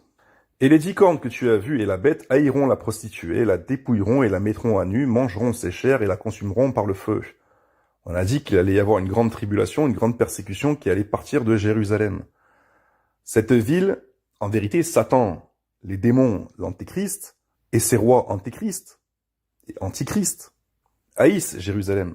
Satan, il est la ville bien-aimée du Seigneur. Donc il a perverti, donc il la prostitue et la souille. Et on va voir après, dans la description d'Apocalypse chapitre 18, comment cette ville, effectivement, elle a été parée d'or et de pierres précieuses. Ça veut dire qu'elle a été embellie à l'excès, elle est devenue extrêmement luxueuse. Là aussi, il y a une singerie du diable qui cherchera à faire de la Jérusalem terrestre la Jérusalem céleste. Vous savez que la Jérusalem céleste, elle est parée d'or, de pierres précieuses, etc. Eh bien lui, pour séduire le maximum de personnes, de peuples, de nations, de langues, il va faire en sorte que sa Jérusalem ressemble à la Jérusalem céleste. Puisque ce sera son lieu d'habitation avec l'Antéchrist, il va vouloir que son habitation ressemble à l'habitation qu'il a connue quand il était au ciel. Vous comprenez? On voit bien qu'aujourd'hui, la ville de Jérusalem n'a rien à voir avec la Jérusalem Babylone du modèle apocalyptique. Ça n'a rien à voir. Satan fait croire qu'il s'agit de la Rome actuelle et de l'Église catholique romaine. C'est un leurre. J'avais fait des vidéos il y a 6 ans, 7 ans, je sais plus, pour avertir qu'il ne s'agit pas de l'Église catholique romaine et qu'il ne s'agit pas de Rome. Que c'est un leurre, c'est un piège que Satan a fabriqué. Et j'avais même expliqué que pour que le monde soit établi à la manière apocalyptique, il va falloir détruire cette Rome. Ce sera sans doute pendant la Troisième Guerre mondiale, pendant la guerre des religions. Car Dieu a mis dans leur cœur d'exécuter son dessein et d'exécuter un même dessein et de donner leur royauté à la bête jusqu'à ce que les paroles de Dieu soient accomplies. Et la femme que tu as vue, c'est la grande ville qui a la royauté sur les rois de la terre. Apocalypse chapitre 11. Il s'agit de la ville sainte, pervertie, là où le Seigneur a été crucifié. Apocalypse chapitre 18, la chute de Babylone. Après cela, je vis descendre du ciel un autre ange qui avait une grande autorité, et la terre fut éclairée de sa gloire. Il cria d'une voix forte, disant, elle est tombée, Babylone la grande, elle est devenue une habitation de démons. Donc vous avez bien les démons qui y règnent également, un repère de tout esprit impur, un repère de tout oiseau impur et odieux. Donc il y a des esprits et il y a des démons. Il y a des esprits aussi de démons. Il y a physiquement des démons, et spirituellement, il y a les esprits de démons qui agissent. Parce que toutes les nations ont bu du vin de la fureur de son impudicité, et que les rois de la terre se sont livrés avec elle à l'impudicité, et que les marchands de la terre se sont enrichis par la puissance de son luxe. Aujourd'hui, si on veut regarder véritablement un pays ou une ville luxueuse sur terre, franchement, c'est pas Jérusalem ni l'Israël actuel qu'on regarde. À la limite, on pourrait tourner les yeux vers Dubaï, vers les Émirats Arabes Unis. Mais non, bibliquement, c'est bien Jérusalem. C'est pas Dubaï. Une Jérusalem qui n'existe pas encore sur la terre. Donc c'est pas la peine de la chercher, elle n'existe pas encore sur la terre. Et j'entendis du ciel une autre voix qui disait « Sortez du milieu d'elle, mon peuple », donc le peuple de Dieu, le peuple de Jésus, dans Jérusalem, afin que vous ne participiez point à ses péchés et que vous n'ayez point de part à ses fléaux. Car ses péchés se sont accumulés jusqu'au ciel et Dieu s'est souvenu de ses iniquités. Payez-la comme elle a payé et rendez-lui au double selon ses œuvres. Dans la coupe où elle a versé, versez-lui au double. Autant elle s'est glorifiée et plongée dans le luxe, autant donnez-lui. Autant elle s'est glorifiée et plongée dans le luxe, autant donnez-lui de tourments et de deuil. Parce qu'elle dit en son cœur, je suis assise en reine, je ne suis point veuve, et je ne verrai point de deuil. À cause de cela, en un même jour, ces fléaux arriveront, la mort, le deuil et la famine, et elle sera consumée par le feu. Car il est puissant le Seigneur Dieu qui l'a jugée, et tous les rois de la terre qui se sont livrés avec elle à l'impudicité et au luxe, pleureront et se lamenteront à cause d'elle quand ils verront la fumée de son embrasement. Se tenant éloignés dans la crainte de son tourment, ils diront « Malheur, malheur, la grande ville Babylone, la ville puissante, en une seule heure est venu ton jugement. » Les marchands de la terre pleurent et sont dans le deuil à cause d'elle, parce que personne n'achète plus leur cargaison d'or, d'argent, de pierres précieuses, de perles, de fin lin, de pourpre, de soie, d'écarlate, de toute espèce de bois, de senteur, de toute espèce d'objet d'ivoire, de toute espèce d'objet en bois très précieux, en airain, en fer et en marbre, de cinnamome, d'aromates, de parfums, de myrrhe, d'encens, de vin, d'huile, de fine farine, de blé, de bœuf, de brebis, de chevaux, de chars, de corps et d'âmes d'hommes. Les fruits que désirait ton âme sont allés loin de toi, et toutes les choses délicates et magnifiques sont perdues pour toi, et tu ne les retrouveras plus. Les marchands de ces choses qui se sont enrichis par elles se tiendront éloignés dans la crainte de son tourment, ils pleureront et seront dans le deuil, et diront malheur, malheur, la grande ville qui était vêtue de fin lin, de pourpre et d'écarlate, et parée d'or, de pierres précieuses et de perles, en une seule heure, tant de richesses ont été détruites. Et tous les pilotes et ceux qui naviguent vers ce lieu, les marins et tous ceux qui exploitent la mer, se tenaient éloignés, et ils criaient, en voyant la fumée de son embrasement, quelle ville était semblable à la grande ville. Ils jetaient de la poussière sur leurs têtes, ils pleuraient, et ils étaient dans le deuil, ils criaient et disaient, malheur, malheur, la grande ville, où se sont enrichis par son opulence tous ceux qui ont des navires sur la mer, en une seule heure, elle a été détruite. Ciel, réjouis-toi sur elle, et vous, les saints, les apôtres et les prophètes, réjouissez-vous aussi, car Dieu vous a fait justice en la jugeant. Donc c'est vraiment une ville qui a persécuté les apôtres et les prophètes. Jusqu'à preuve de contraire, les apôtres et les prophètes, ils ont été persécutés à Jérusalem. Et pour les apôtres et les prophètes actuels, ils seront persécutés à l'époque de l'Antéchrist depuis Jérusalem, depuis les directives de l'Antéchrist à Jérusalem, sous la conduite du faux prophète. Alors un ange puissant prit une pierre semblable à une grande meule, et il la jeta dans la mer en disant « Ainsi sera précipitée avec violence Babylone, la grande ville, et elle ne sera plus trouvée. Et l'on n'entendra plus chez toi le son des joueurs de harpe, des musiciens, des joueurs de flûte et des joueurs de trompette. On ne trouvera plus chez toi aucun artisan d'un métier quelconque, on n'entendra plus chez toi le bruit de la meule, la lumière de la lampe ne brillera plus chez toi, et la voix de l'époux et de l'épouse ne se fera plus entendre chez toi, parce que tes marchands étaient les grands de la terre, et parce que toutes les nations ont été séduites par tes enchantements, et parce qu'on a trouvé chez elles le sang des prophètes et des saints et de tous ceux qui ont été gorgés sur la terre. C'est pas Rome. C'est bien Jérusalem. Voilà, donc après vous pouvez lire la suite, Apocalypse chapitre 19, Apocalypse chapitre 20. On va sauter Apocalypse chapitre 19, on va simplement lire rapidement Apocalypse chapitre 20, les premiers versets. Puis je vis descendre du ciel un ange qui avait la clé de l'abîme et une grande chaîne dans sa main. Il saisit le dragon, le serpent ancien qui est le diable et Satan, il le lia pour 1000 ans. Il le jeta dans l'abîme, ferma et scella l'entrée au-dessus de lui, afin qu'il ne séduisît plus les nations jusqu'à ce que les 1000 ans fussent accomplis. Après cela, il faut qu'il soit délié pour un peu de temps. Et je vis des trônes, et à ceux qui s'y assirent fut donné le pouvoir de juger, et je vis les âmes de ceux qui avaient été décapités à cause du témoignage de Jésus, et à cause de la parole de Dieu, et de ceux qui n'avaient pas adoré la bête ni son image, et qui n'avaient pas reçu la marque sur leur front et sur leurs mains. Ils revinrent à la vie, et ils régnèrent avec Christ pendant 1000 ans. Donc il y a un privilège, une grâce particulière pour les martyrs de la grande tribulation. Ils vont connaître la première résurrection. Ils vont vivre avec Christ pendant 1000 ans à Jérusalem. Les autres morts ne revinrent point à la vie jusqu'à ce que les 1000 ans fussent accomplis. C'est la première résurrection. Heureux et saints ceux qui ont part à la première résurrection. La seconde mort n'a point de pouvoir sur eux, mais ils seront sacrificateurs de Dieu et de Christ et ils régneront avec lui pendant 1000 ans. Vous pourrez lire la suite. le plus important que je voulais vous montrer dans cette petite étude, c'était la chronologie des événements. Et surtout le fait que le pré-tribulationnisme n'a pas sa place aujourd'hui dans l'Église et surtout dans la bouche des pasteurs. Malheureusement, 99% des pasteurs sont pré-tribulationnistes. Et ça, c'est un problème. C'est un problème à cause du dernier verset qu'on va lire, d'Apocalypse, chapitre 22, verset 18. « Je le déclare à quiconque entend les paroles de la prophétie de ce livre. Si quelqu'un y ajoute quelque chose, Dieu le frappera des fléaux décrits dans ce livre. Et si quelqu'un retranche quelque chose des paroles du livre de cette prophétie, Dieu retranchera sa part de l'arbre de la vie et de la ville sainte, décrit dans ce livre. Celui qui atteste ces choses dit, oui, je viens bientôt, Amen, viens Seigneur Jésus, que la grâce du Seigneur Jésus soit avec tous. » Donc il est important de vraiment mettre les choses de manière chronologique, sans tordre le sens des textes, ou sans inverser les choses, en disant l'enlèvement de l'Église a lieu avant l'apparition de l'Antéchrist. Je rappelle quand même que le pré-tribulationnisme est une doctrine qui n'a que 2 siècles, qui est venue par Darby et Scofield, et qu'avant eux, le pré-tribulationnisme n'a jamais existé. Parce qu'il va y avoir des conséquences. Jésus a promis de juger ceux qui bafouent la vérité, ceux qui tordent le sens des doctrines prophétiques.